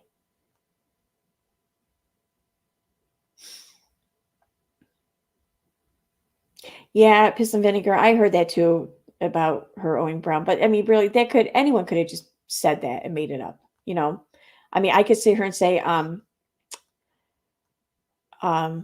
heard that Patheos might be suing her for like all kinds of expenses that she caused him.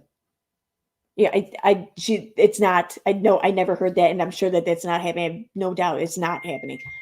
But that's my point. Anyone can say anything. So I'm hesitant to believe anything like that, without proof. And you're not going to see proof of that. I mean, we shouldn't. It's not our business, really, technically, I guess. So.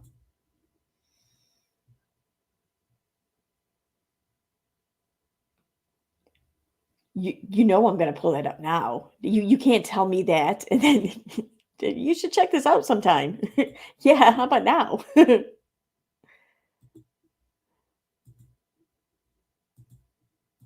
me pull it up here.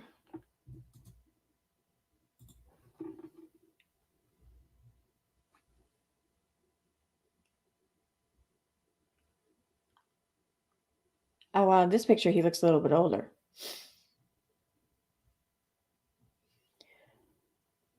All right, yeah, it's a public Twitter page. I don't mind. Okay, listen. Everyone in chat, everyone watching in the replay, do not go to this man's Twitter page. Do not send him messages. Do not post or don't tweet at him. Don't tweet in his replies. Don't post on his shit.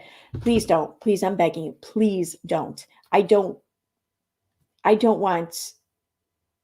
really don't want to hear or to be led to believe or to believe that I help cause this man any kind of undue stress. And really think about this. He's going to have a lot of stress as it is. Let's not give him any more. Okay. On that note,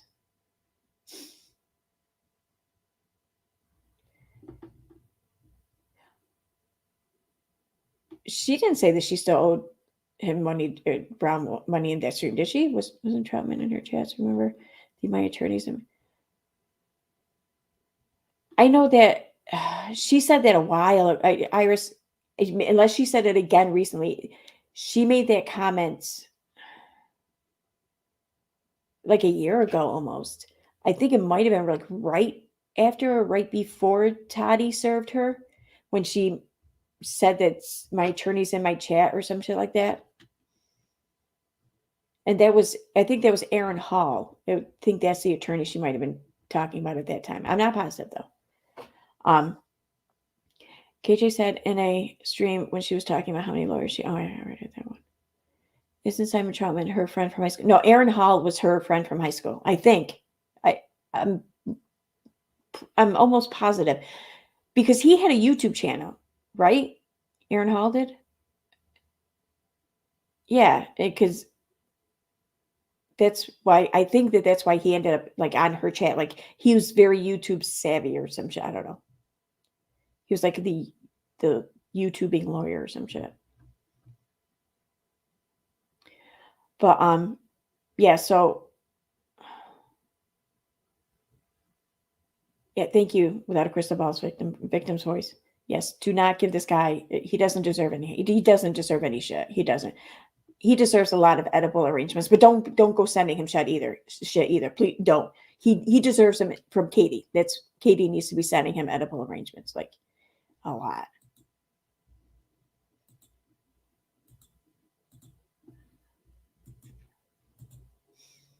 Okay, so I was told, it was suggested to me that I check out his Twitter because apparently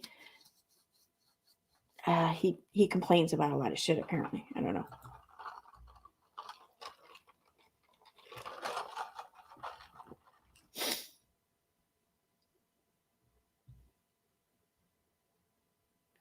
What?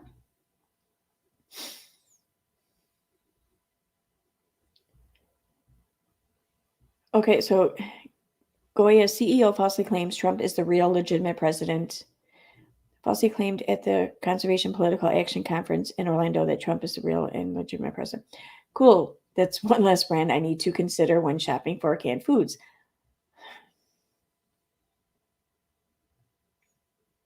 Okay.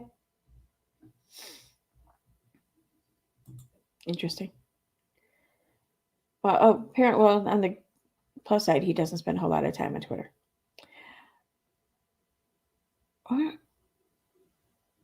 What did Hyatt do? As OPEC dismisses claims that its stage resembled a Nazi insignia.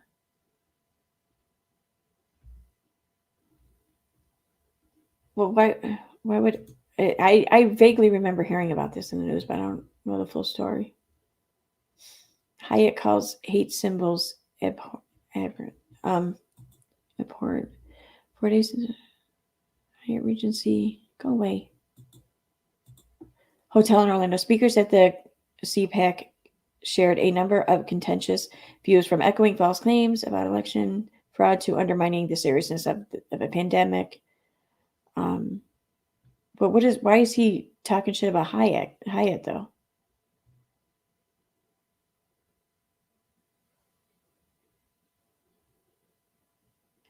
As the controversy continued on Sunday, Hyatt Hotel said in a statement that it had addressed the concerns with the conference and denounced any use of hate symbols. Okay. The hotel noted it allowed the event to continue after organizers told us that any resemblance to a symbol of hate is unintentional.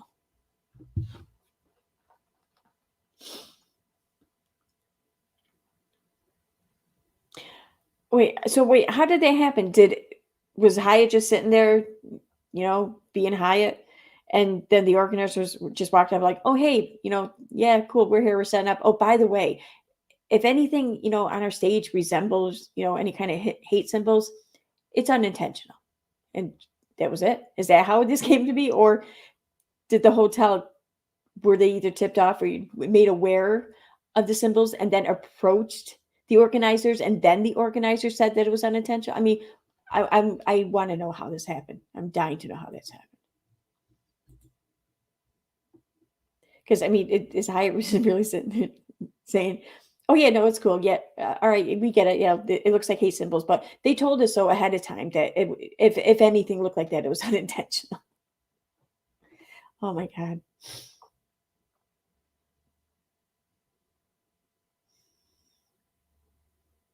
That's funny. Yeah, go way back. Funny. It'll probably end up being one of the 12 on Chrisley's side.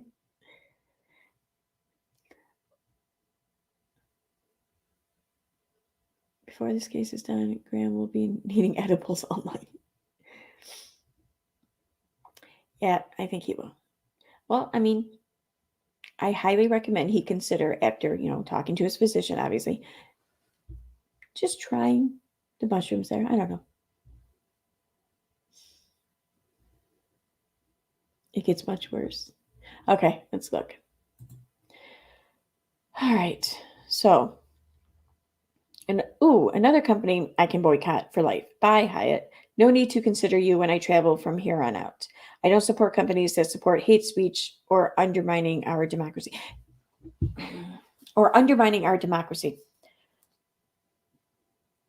Well,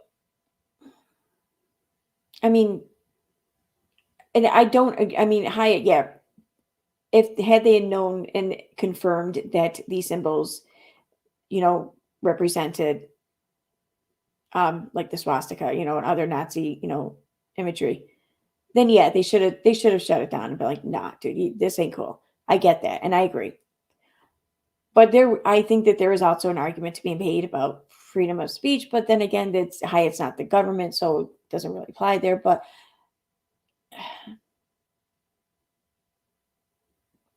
if they didn't allow it, then it would look like they don't support freedom of speech. So I don't know.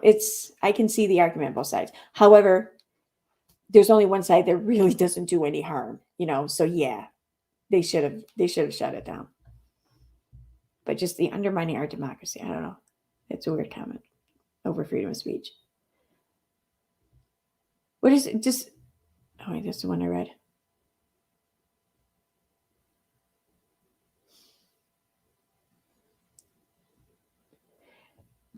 UPS, I spent all day trying to pick up my new iPhone because your driver didn't knock or call. Then I was told to pick it up at the facility, where they made me wait 45 minutes to find out the driver didn't see the message. Now I've wasted my day and my night. I can empathize with that. USPS has made me quite irate on more times than I can count, probably.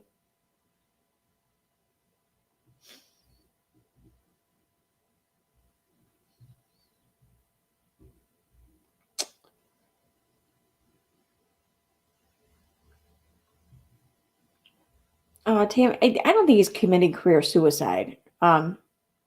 Especially since most of his career is in, is estate planning and wills and shit. I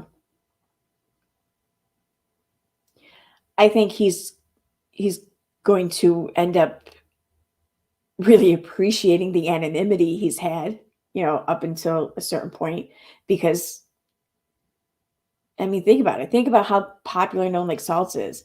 I mean, in Brown, like none of us, how many people would never have heard about Brown, and how much information, how much bullshit that Brown had to read and sit through and deal with throughout that lawsuit that he never would have had to before had he not had that case. Like I don't know. I think that he's going to end up wishing that he didn't take the case just because of how known he's going to become. And he is going to become known. There's no stopping that. Yeah, dead people don't use the internet as much, so.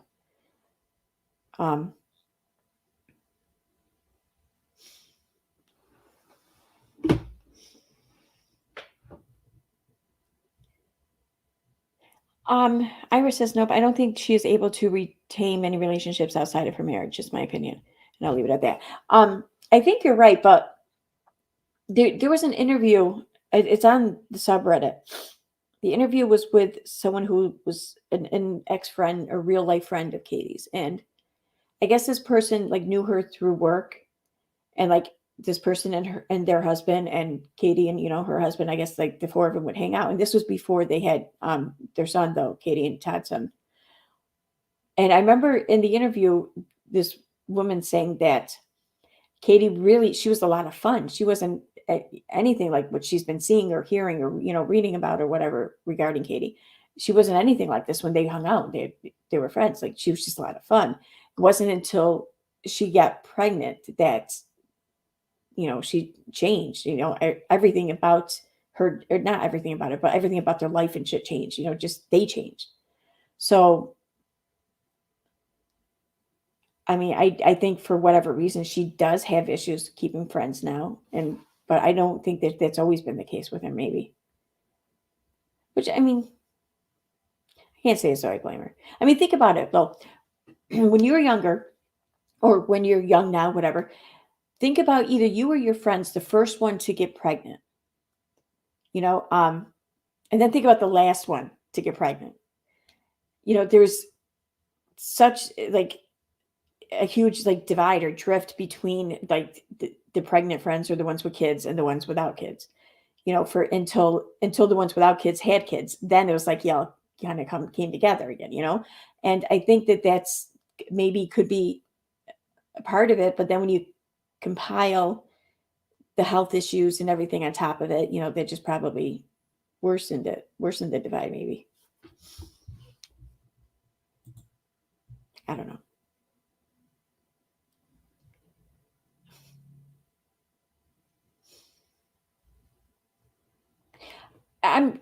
I don't think it's all from just having had a kid. I think it's from all the experiences that they went through while having their kid. So I don't know. I think that much of it probably came from that, but what do I know? Yeah, without a crystal ball victim's voice. I noticed that too. She didn't seem to like many people in her old pictures she went through on a live. Yeah. Well, there were quite a few that she had etched out or scratched out or I hate him or whatever. But then there were some that she was obsessed with, So it's like, I don't think that there's much middle ground with her, really. Now that you say that and I think about it, it's like where she was either hating on someone or obsessing on someone. It just like, oh yeah, he was pretty cool, like, or she was pretty cool. God, I haven't seen them or talked to them in years. Oh, we used to have so much fun. Or it wasn't like, oh yeah, we're still friends. We still hang out and do shit. It's just like one extreme to the other. There's like no in between.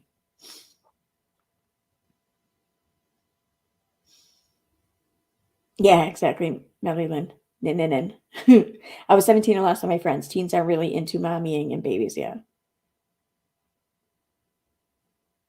Oh yeah, when I had a couple of friends get pregnant in high school, like 2 friends, maybe 3. Um, and it's like the second that happens, just like I mean, we still talked and hung out, in school and shit like that. But once we graduated, it's like hardly ever. Where I think if none of us had kids, we would have been out with each other like every weekend and share, maybe more.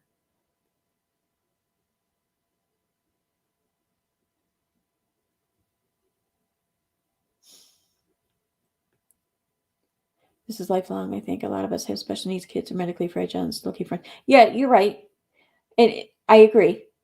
And that's why, I mean,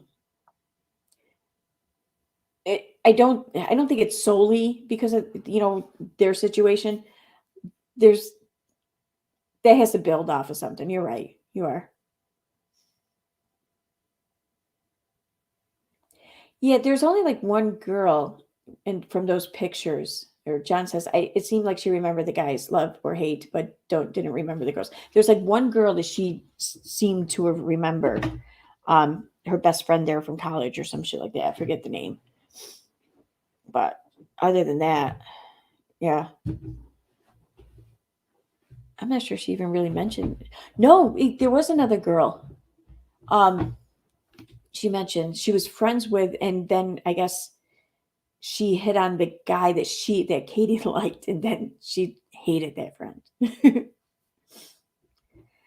Part of me kind of wonders, though, just like that happened a lot because Katie just ended up liking everyone. Yeah, Unicorn Sparkles. So she has carried her hatred for those girls into her adulthood and projects onto new people. The first half of your comment,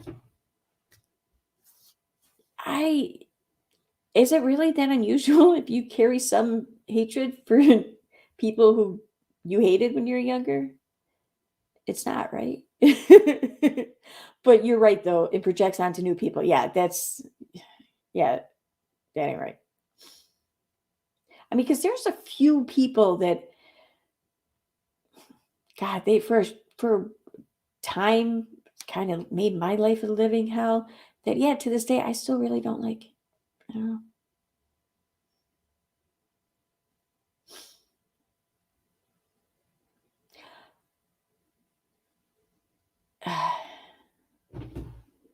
Is it Lita Lumo? Shouldn't there be legal ramifications for her filing of TROs against basically the entire world?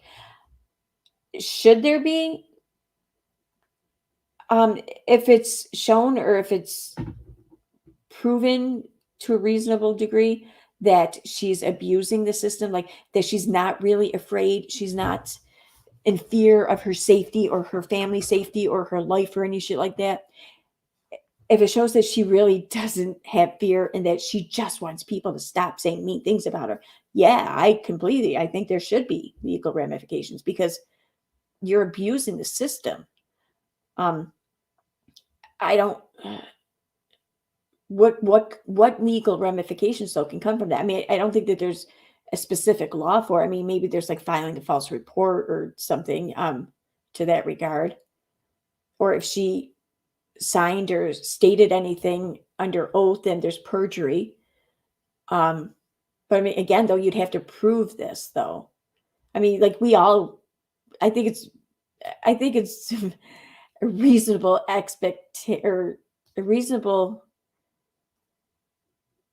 it's reasonable for us to think that this is that's what's happening.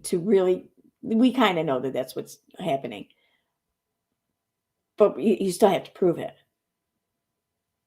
Yeah, she has taken it to the extreme. And that's what I was talking about earlier too, because like I heard the rumors and stuff, or I read a few things online how NDAs were offered to the 2 people with the TROs. And I sat here and thinking about it, and I was doing dishes at the time. Stand there rinsing shit off, and like I feel myself getting a little frustrated, a little angry. Like, that's some entitled bullshit right there. To like I said earlier, to ignore four cease and desist letters, which is really a courtesy saying, listen, we think you're screwing up. And if you don't put yourself back in line, well, we're going to take action against you. Now, had she taken the time and even bothered to talk to a lawyer, I'm thinking she might have been advised to, respond in a more positive way for her and Toddy. But I don't even think that she bothered to consult an attorney. I think that she just sat there and threw him in the garbage and was like, fuck it. Let him sue me. I really think that might have been her attitude on it. And then when the lawsuit came, what is it? We all sat there and saw her sad fishing and shit for fees and acting like she was like all of YouTube. This is all YouTube. They're all ganging up on me, all because of Sanders Kennedy or some shit. Or no, Shane Dawson, I think it was. So then she's trying to deflect all the blame, how none of this is her fault. She's just, she's being dragged under. She's being made an example of by the rest of YouTube or some shit.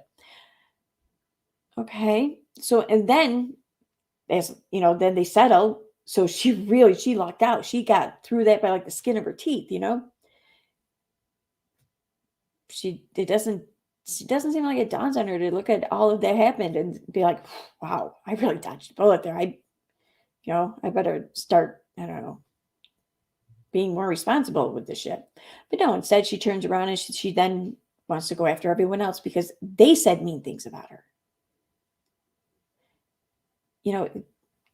And if she's now, that alone it kind of upset me. But then thinking about how she's going about it, she's abusing the restraining order system, the protective system there in place for people who really are under threat of injury or death or God knows what. She's using that because some people call her a bitch online. Some people point out that she said something this day and said something else this day. She wants that. That's what she wants to stop. She wants to stop that. And she's trying to stop that using fucking restraining orders to bully people into NDAs. And if these NDA rumors are true, I should keep saying because I really don't know. And I won't even ask because it can't be discussed with me. And I don't want to put myself or them in that situation. So I'm not even asking, but allegedly that's what happened. The same judge or two in that court were really, that's a good, how many judges are in her county that would hear that case? I know that there's more than one, obviously. Like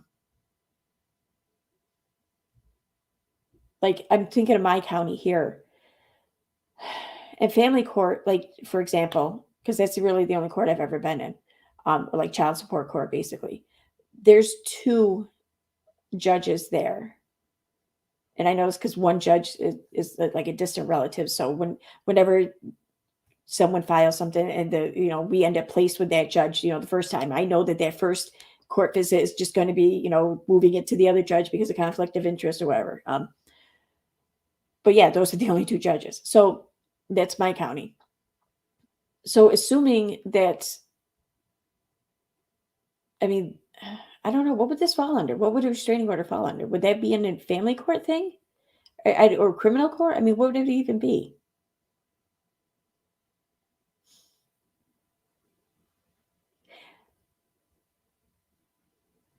Yeah, I feel sorry for her whole family. None of them deserve any bullshit that comes from her job or any of the shit. And that goes for her, the family that's in her house with her and the all her family and friends. They don't deserve shit.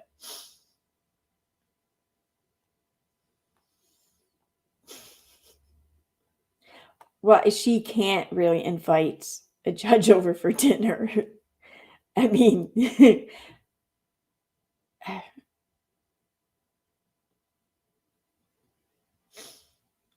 that'd be what, like, if it was her judge and the judge that's seen her, the initial hearings or whatever, they can't go to her house for dinner.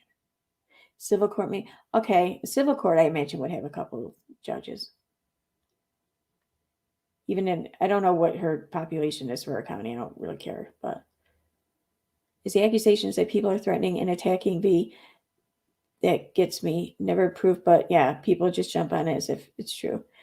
I haven't seen, or I've not come across anything where it was anything directed at me. I mean, I know that there were like the emails or whatever, but the people that got the TROs, I mean, I don't think they've had anything to do with the emails. I mean, so, but yeah, everyone that she complains about, or even the people, all of us who got these, don't delete your shit letters, none of us had anything to do with the emails. I mean, so I just look at all the shit that the people around me and the people I associate with and everything have done, and none of us have done anything like that. So yeah, I don't get it.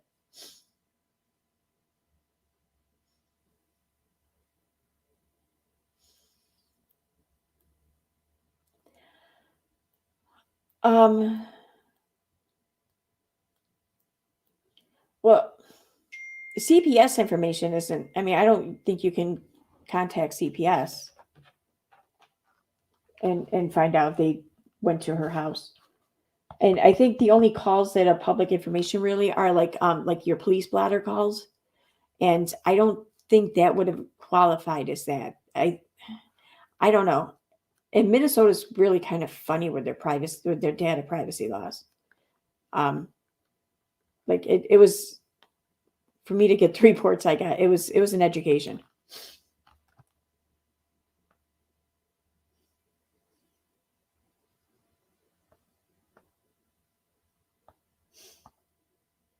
Right.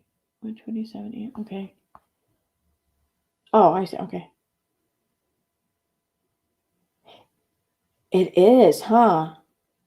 Okay. Well, I've just been informed that the judge for the new TROs is the judge that Steve had a year ago for his TRO, which I'm kind of happy to hear that, because I don't see how can this not look like a pattern, especially since the first one with Steve, the TRO was dropped and they entered into an NDA, which I seen someone say something somewhere, how, what was it? Even though it was a TRO, it was still a restraining order, because temporary or not, whether or not it's dropped, Steve was still restrained. Well, yeah, okay, because he couldn't talk about her or whatever, or he could talk about it, he couldn't say anything bad about her. Okay, sure, technically true. But if that's true, well, then she was restrained too. So does that mean she got a TRO or she had a restraining order? I mean, if you're going to say that since he was restrained and couldn't say what he wanted about her, then therefore kind of, technically speaking, it kind of means that he got a restraining order. Well, then she got one too, right? Just saying. Does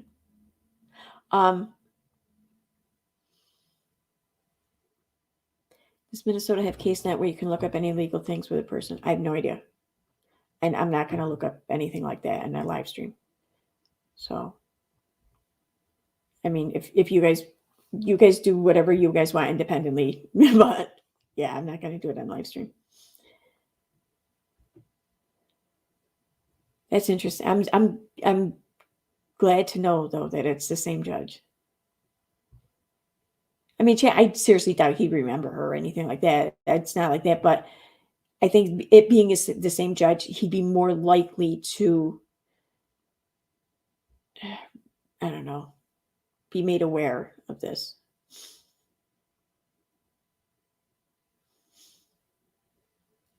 Yeah.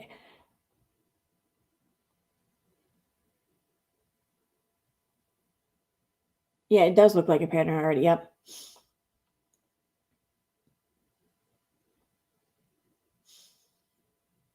The judge is retiring in December.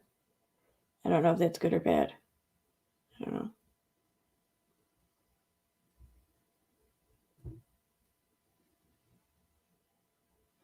Oh, someone said something in the chat here earlier. When we were talking about Todd Chrisley, they made reference to something Todd Chrisley had said in his podcast that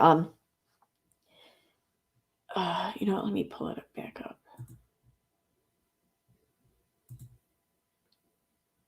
hell? Where's my history? Oh, that's right. It's over here.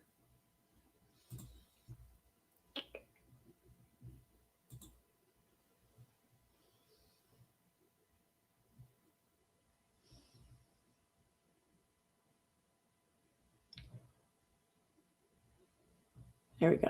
Okay.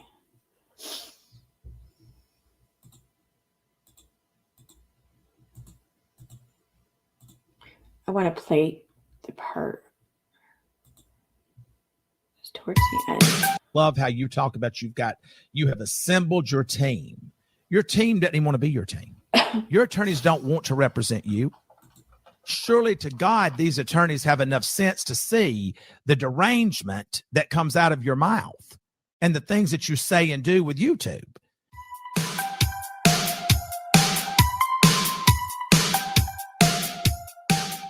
So you all know that we love getting away as much as possible. And that come lawsuit, because I love how you talk about you have assembled your team. Your attorney, Katie, now knows that I'm representation through my attorney. I think that falls under attorney-client privilege because it doesn't come to me. But at any rate, my attorney did educate him, and now, he now knows. Your attorney, Katie, now knows that I'm represented by two of the best in the in your state. And they have been charged with filing a massive lawsuit, because I love how you talk about you have assembled your team. Your team doesn't even want to be your team. that's that it must be expensive. But it's AirMed Care Network and Amazon Music. Going to file a multi-million-dollar lawsuit against her for damages to reputation. The things that this woman says about people, she can't even prove. And here's the thing about slander. It's not slander if it's the truth. You cannot prove that what you posted is the truth or that what you've said is the truth. So, and the beautiful thing is that we're now trying to move this to a class action status. We're up to 7 people now. We would like to get to 12. And if that happens, then I will fund this litigation and we will move it forward in a class action style. If we don't get to that number, I will focus on my damages and let the other 4 or 5 people that's going to file their suits. But either way, when she says that she does not have multiple lawsuits, technically, and that's where she tries to get off with things, technically, she doesn't. She only has the one with this Steve guy. But she has mine coming, and she has 2 others coming that she's trying to stop right now by offering NDAs, and I'm told that neither of these women will sign an NDA. Now, there was another lady who I have now come into contact with, who I absolutely love, and if you got an attorney to do a blanket letter to send to every person that she wanted to send, because for some reason I think she thinks that she's, busy. Between my folks at Balch and Bingham in Atlanta and the folks with the new law firm in Minnesota, those firms are going to keep her extremely, extremely busy. So I will post that new email address on my Twitter, and it'll be posted sometime today or tomorrow whenever I get around to it. And then you guys can send everything that you want to send when you want to send it, and our folks will go through it. And if there's anything in there that I feel that's worthy of me reporting about, then I'll report back to you. Now, let's talk about and our folks will go through it. I will post that new email address on my Twitter. Balch and Bingham in Atlanta. Katie's going to pay for these bills that we're getting ready to rack up with her, because my attorneys are going to keep her attorney, Graham, her attorney. You know that you're having to spend money. Assy or sophisticated or in the elite group if she can hire an attorney. Damn it, where is that part? Let me just tell you something. It's back here somewhere. I know it. Nobody wants an attorney to do an email letter that was sent by her attorney, Graham. Okay. Somewhere in here, he's talking about how people have reached out to him. To all of these people that have nothing to do with what she's talking about. It was just people she wanted to shut up and intimidate because she thought that she was rich by getting an attorney to do a blanket letter to send to every person that she wanted to send. Because for some reason, I think she thinks that she's, classy or sophisticated or in the elite group if she can hire an attorney. Let me just tell you something, folks. Okay. Nobody wants. I don't know. He's talking about, like, he's kind of giving like this broad description, whatever, of people who've reached out to him or contacted him. And he threw in the profession of police officers, because a couple of people it mentions to me, and I remember hearing it.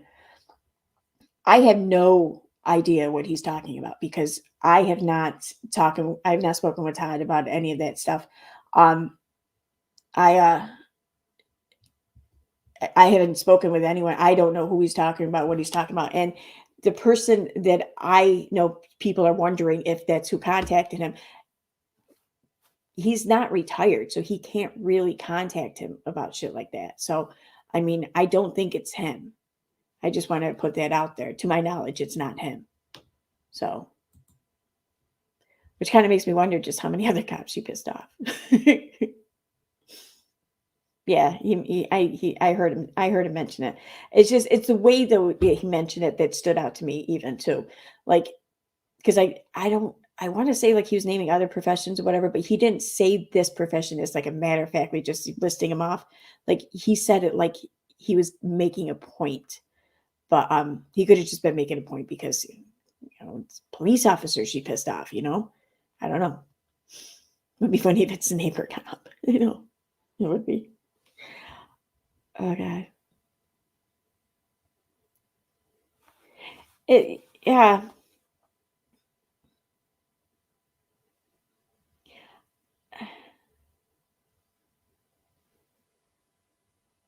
Yeah, she hates that her shit's documented. She really hates that. I mean, this how many times has she tried to get that Facebook group taken down? And it's always like her go-to thing, delete, take that down. Like you're going to hear from my attorney if you don't remove that. I mean, but most of it's just her shit. Yeah, sure, people may put their opinion on it. And people may even exaggerate shit or whatever, I don't know, put a little bit of a emotional twist on it. Not twist, but just exaggeration on it. Okay, yeah. But nobody's like making her say these things or behave in ways. I feel like that's like saying, yeah, witness me do this stupid shit, but then don't ever talk about it ever again. And don't tell anyone else about it. And don't remind me about it. I don't know. And the Twitter bot, she couldn't do anything about recording everything she deletes. I know. Apparently, though, I went and looked. Apparently, her privating her tweets, though, kind of cancels that Twitter bot collecting shit. I guess. I don't know if the admin turned it off. Not the group admin, but the subreddit admin. I don't know if they turned it off when she privated it, but I'm thinking more than anything, it's kind of just the software is just made to do that. So.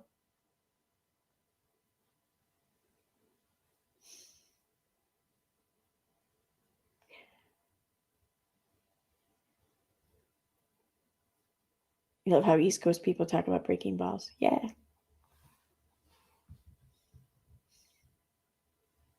Because we're so good at it.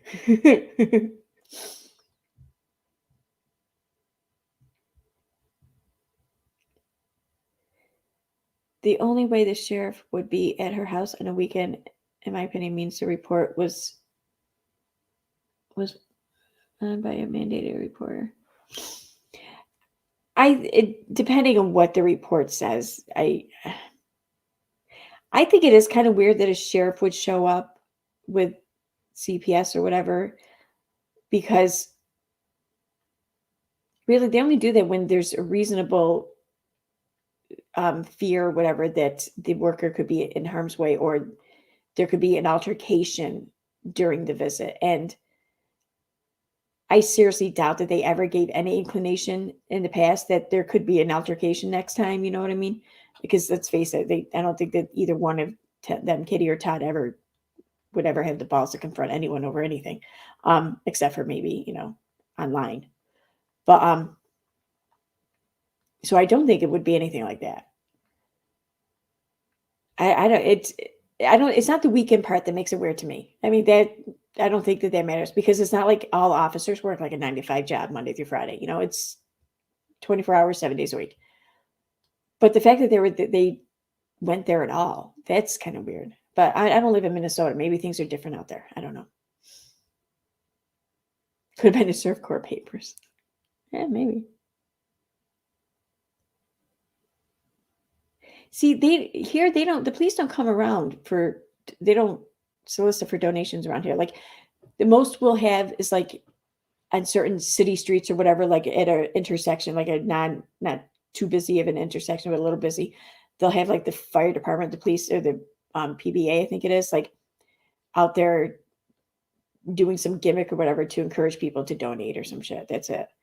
It's the only solicitation I've ever really seen. I don't think anyone's going to send police officers like house to house to house or whatever for donations, when who knows what they could be walking in on. And it's just like I would think that there would be an extra risk or liability that really does not need to be taken.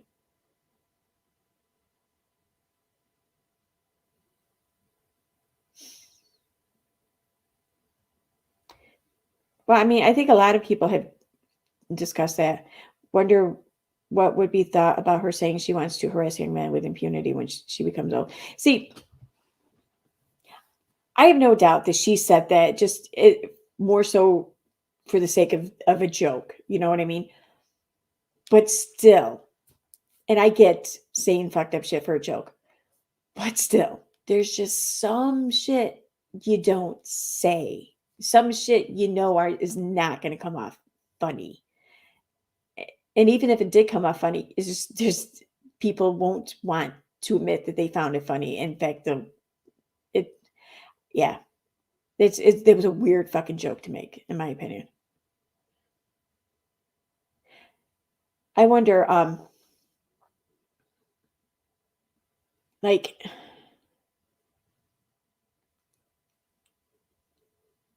I don't know. I'm going to leave that alone for now. Oh yeah, no, keep throwing them out. Absolutely. I'm not, if you're talking to me, Juju, I'm not trying to shoot you down. I'm not shooting anything down. Anything's possible. Well, I mean,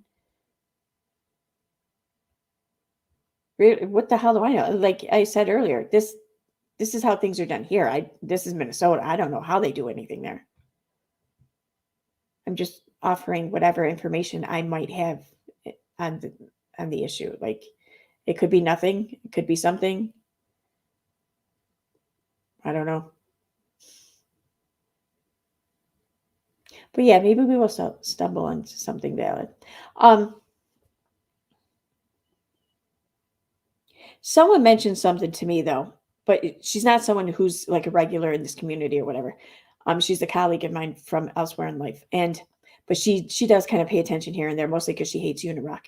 But she pointed out to me that apparently somehow it's known that, because Katie had mentioned how the sheriffs were from a different county or neighboring county or adjacent county. I forget what she called it.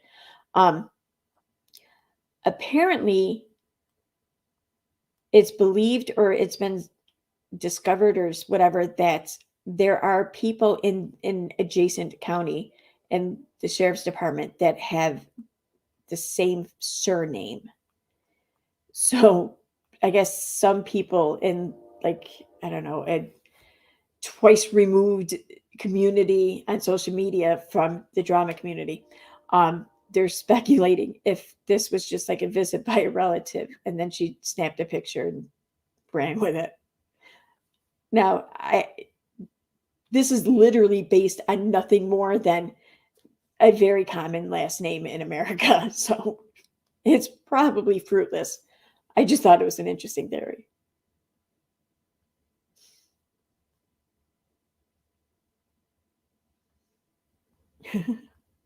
Oh, wait, what?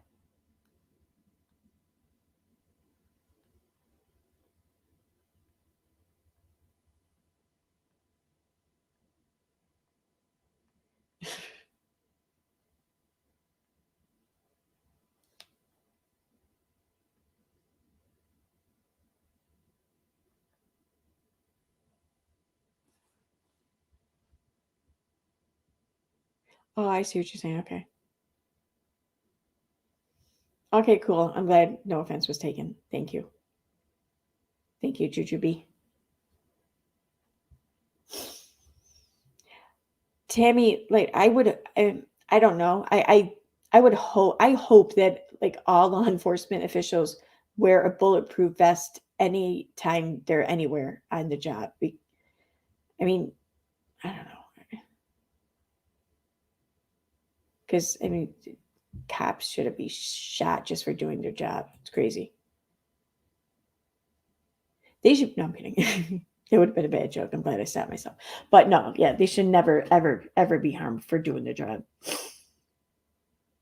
And not for nothing. I mean, those bulletproof vests were bought with taxpayer dollars. So they owe it to the taxpayers to protect their lives, I think. Yeah, I don't think the neighbor would have posed for a picture, though. Especially, I mean, inside her house. Because when she talked about him in that video in September, she said that she won't even look him in the eye. Or she gave her reasons why. I'm not going to get into it. Just go watch the videos in my Google Drive if you're that curious. But so she made it sound like they didn't even really, they weren't friendly, you know, not that they weren't friendly, they weren't like friends, you know, just they weren't, I don't know, they weren't at all like friendly, close.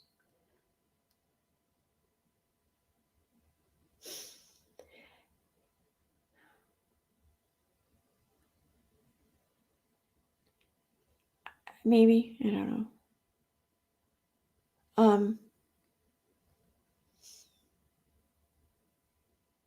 It's a good point too, Tammy. I've seen videos where officers go to houses with CPS and there's always more than one. But there could have been more than one. They're just, maybe they weren't both in the shot. I don't know. But now that I think about it, though, anytime she's been discussing this over the past few days, I don't recall her using any plural versions of the word sheriff or police, or, you know what I mean? I don't think.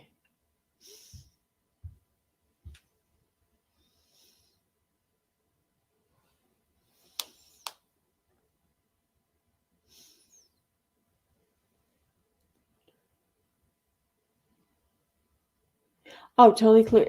Yeah, I can totally, yeah, cops would, whether it's inside a home or not. I mean, if it's a situation that's not at all showing signs of escalation or whatever, yeah, they'll let people stand behind them.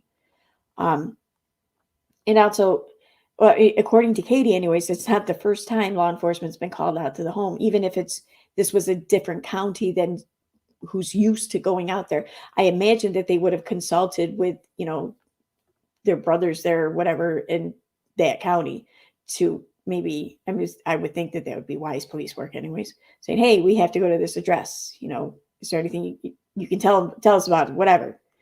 Or they could have just ran the address through their records and see what popped up. Yeah. But just because his back was wide open and like it looked like anyone could attack, I mean,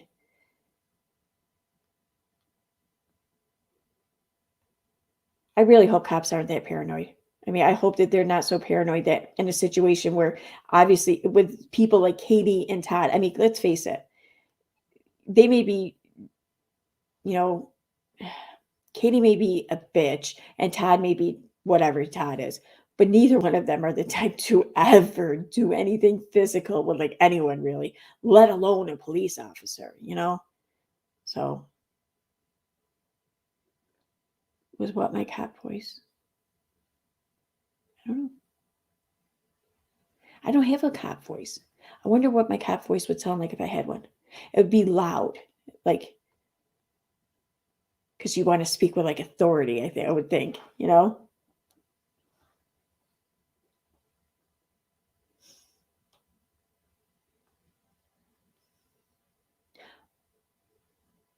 We can do that, Iris. We can absolutely do that. It's coming up on 2 a.m. though, so I'm not going to do that tonight. But I can plan that for like tomorrow night. I'm going to want to apply some rules though, and for like, for those listening or not watching, Ira says you should have a viewer's voice stream so people that have valid thoughts regarding Katie can voice their thoughts, feelings, and opinions. I would want to establish some rules, like try to keep it to Katie, maybe a little bit Todd, but if you want, depending on what it is, but nothing about her kid. And let's leave her parenting alone too, even though we all think and feel, maybe even discuss the shit in like small groups or whatever. I don't want to blast it and try to have a conversation with a lot of people over her parenting anyways. But yeah, we can do that. We can plan for that for tomorrow night. So yeah, for those in here listening or those who catch a replay or even, I don't know, whatever, we'll plan tomorrow night because I should be back home.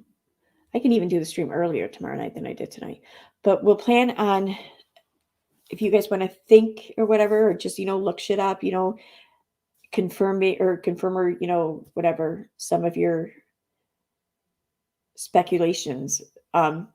What do you think? How'd you put it? What thoughts, what theories, what theories do you have as in regard to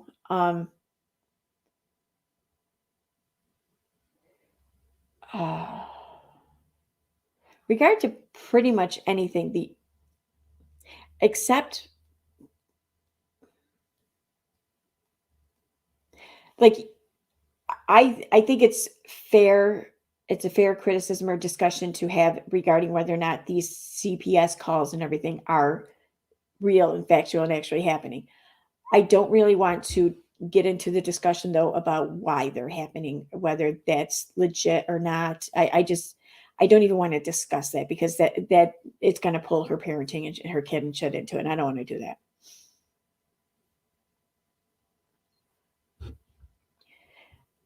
I only say this because if you try and tell her when she drops the link, she shuts people down. I know it is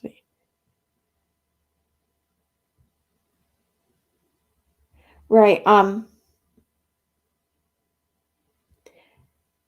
No, I hear what you're saying. I do.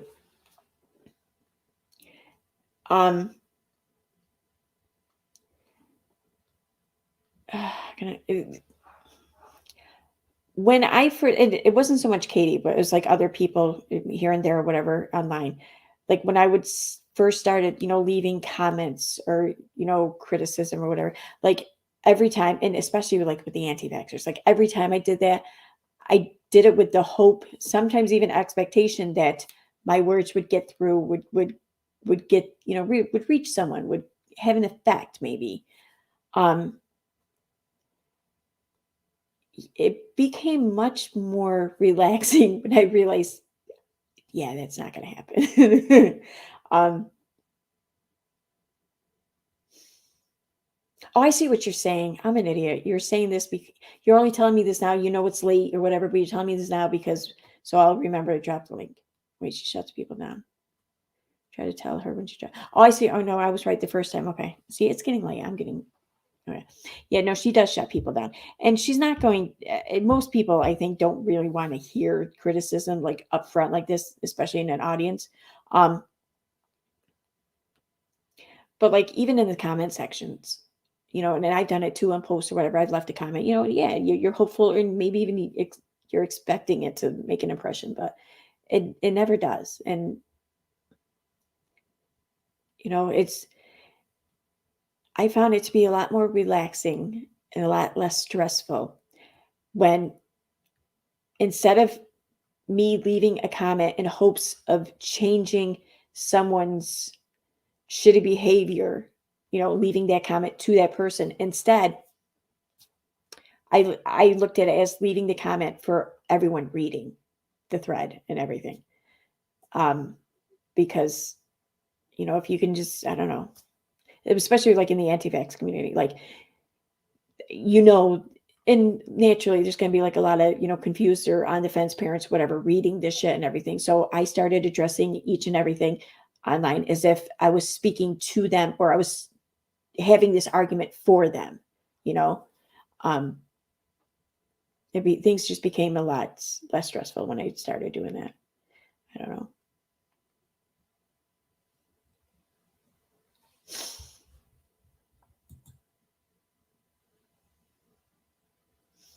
Yeah, I gotcha. Okay. Yeah. I didn't think you were really trying to get me to do it tonight. I just wanted to, clarify that. I gotcha. You're cool. Don't worry. We're cool. We're cool.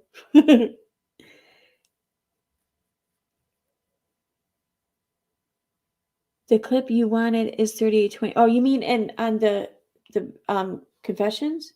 Okay. Yeah, I do want to hear that still. 3820.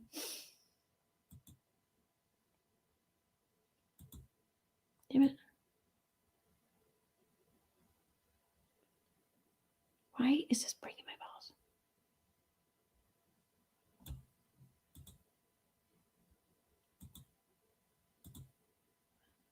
All right, go back one more. So I'm setting up an email address that my attorneys will have access to where all of this information that you guys are sending, you will now send it to this email address. And for any person that's ever had any issues with Katie Joy, that she has falsely accused you of things or that she's tried to intimidate you by using the system to file false TROs against you by making up claims that are not true. I mean, folks, the things that we have all the way from detectives to police officers to fellow YouTubers to just plain sit. Yep, there it is. Thank you. Wait, who was it that sent me that? Thank you, Niall. I'm sorry. I know I have no doubt I'm pronouncing that wrong. Niall Rain. If I'm pronouncing that right, that's a really pretty name, Niall Rain.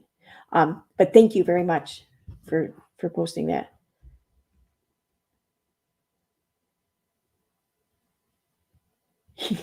John, no penises, John. Anyone coming on panel tomorrow to discuss your theories on whatever, leave your penises off camera, please, okay? Because this is a no penis stream. And by that, I don't mean that if you have a penis, you can't come on. Of course you can.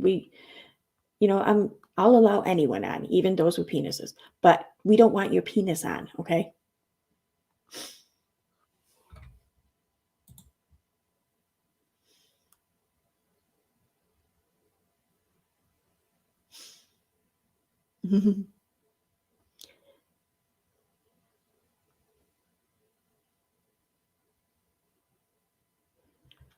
Without a crystal ball, victims' voices. I just remembered to check the police logs. They said would be out yesterday. There's nothing in there for her.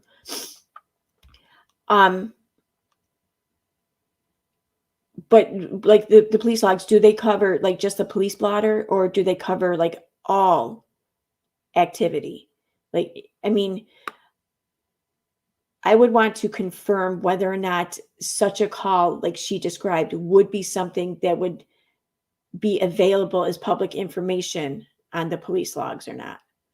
That's all. I mean, if you can verify, if that can be verified one way or the other, then, you have your answer, I think, for the most part. But yeah. It's pronounced Naeli. Oh, Naeli. Okay. So the Naeli Rain, that's even prettier. Yeah, we don't want to see your one-eyed trouser snake, Bella.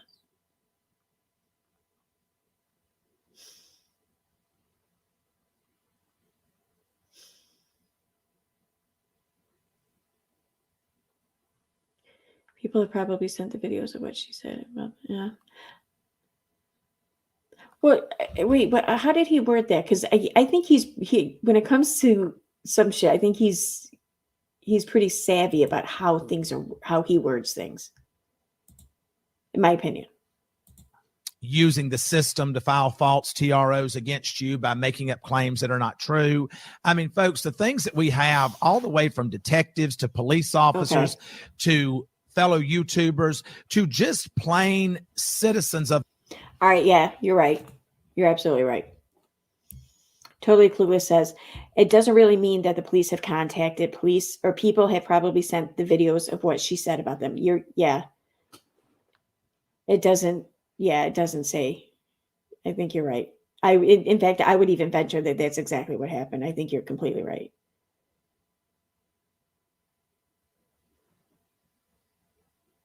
So if I make the light, my girls. What do you mean? You're going out tonight? Oh, I'm guessing you don't live near me. If I'm guessing it's Friday already. Wait, it's Friday for me too. What am I thinking? I'm guessing it's Friday morning already for you.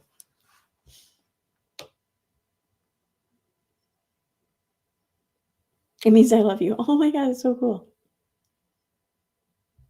It's a cool name. Oh shit. Oh, I'm gonna mute this just for 1 second because I wanted to play something, but I gotta screen record it first.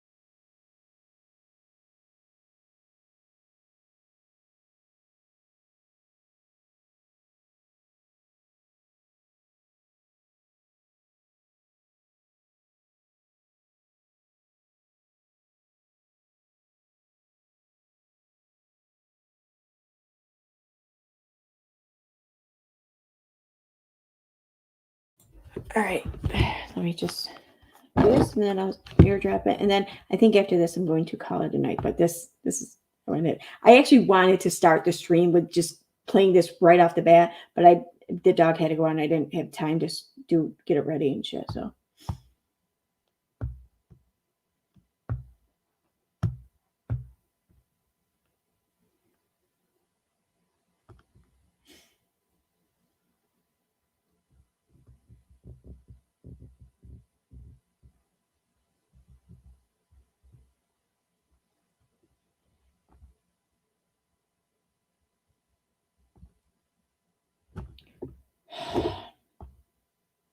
Thank you, finally.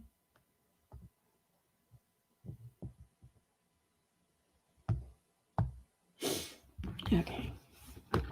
Just be a second. So, yeah, so tomorrow night, I'll plan the stream for that. I'll make I'll advertise and stuff. I'll do that.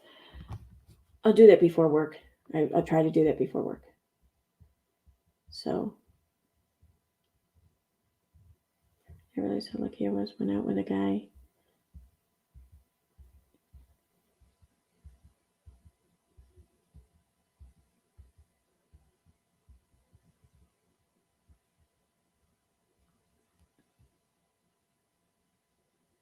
Huh. Okay.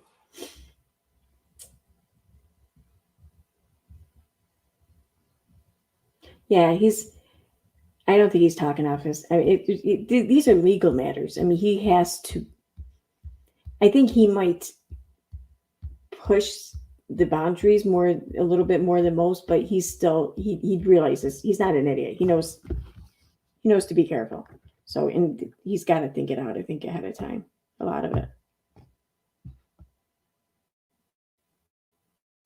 Okay. Yes, remember, penis. No penis.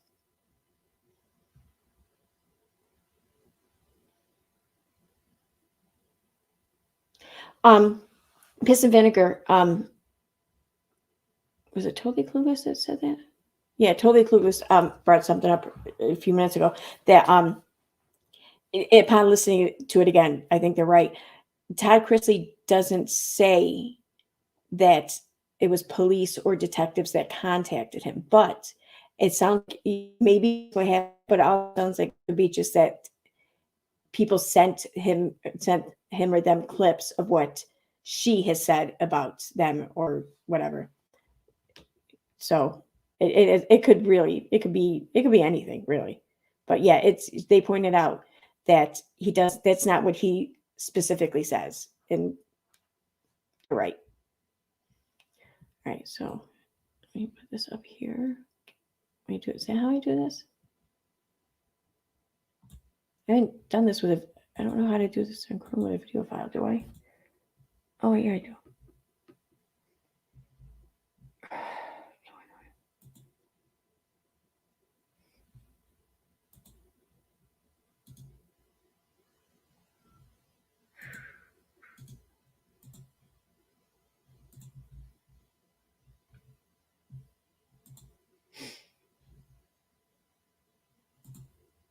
Here we go.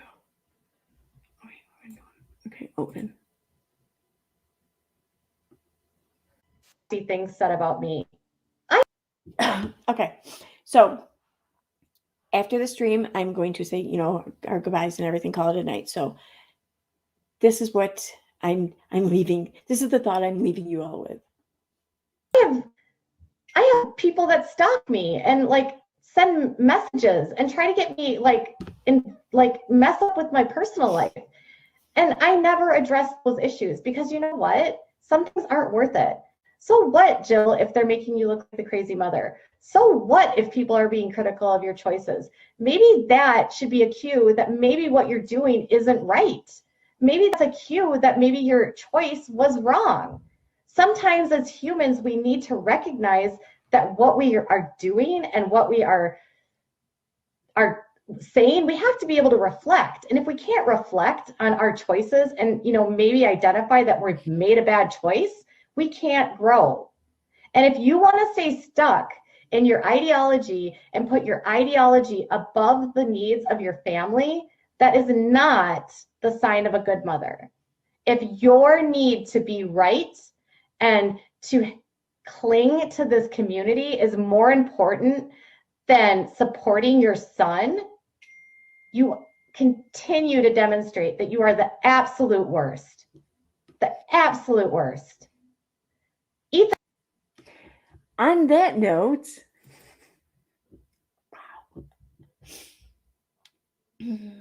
yeah, I had wanted to just do the 30-minute count or 30-second countdown and just have that start playing and then go right into the Chrisley stream, but I didn't prepare it. I couldn't prepare it in time. But yeah, I'm going to leave you with that little big fat dish of hypocrisy for y'all to feast on. Enjoy. So yeah, I will set up the stream sometime early tomorrow, schedule it. It will be tomorrow night, but it won't be as late as this stream. And yeah, I will drop the link and people can come on and, just give your theories as to whether it's, it's the shit with the lawsuits, or the voicemail, whatever. Nothing about her family or her kid or shit like that though, please. And maybe share why you think this. I think this would be good all around because like some of us might be under wrong impressions and maybe this will help clarify. I know I've been under some, like, Totally Clueless pointed out about what Todd Chrisley said that cleared something up for me. And I think some of are going to have ideas that none of us have ever even considered. Kind of like wisdom of the crowd here. It's kind of, that might even be what I call it. I don't know. We'll see. So anyways, good night, guys. Thanks for being here. See you tomorrow.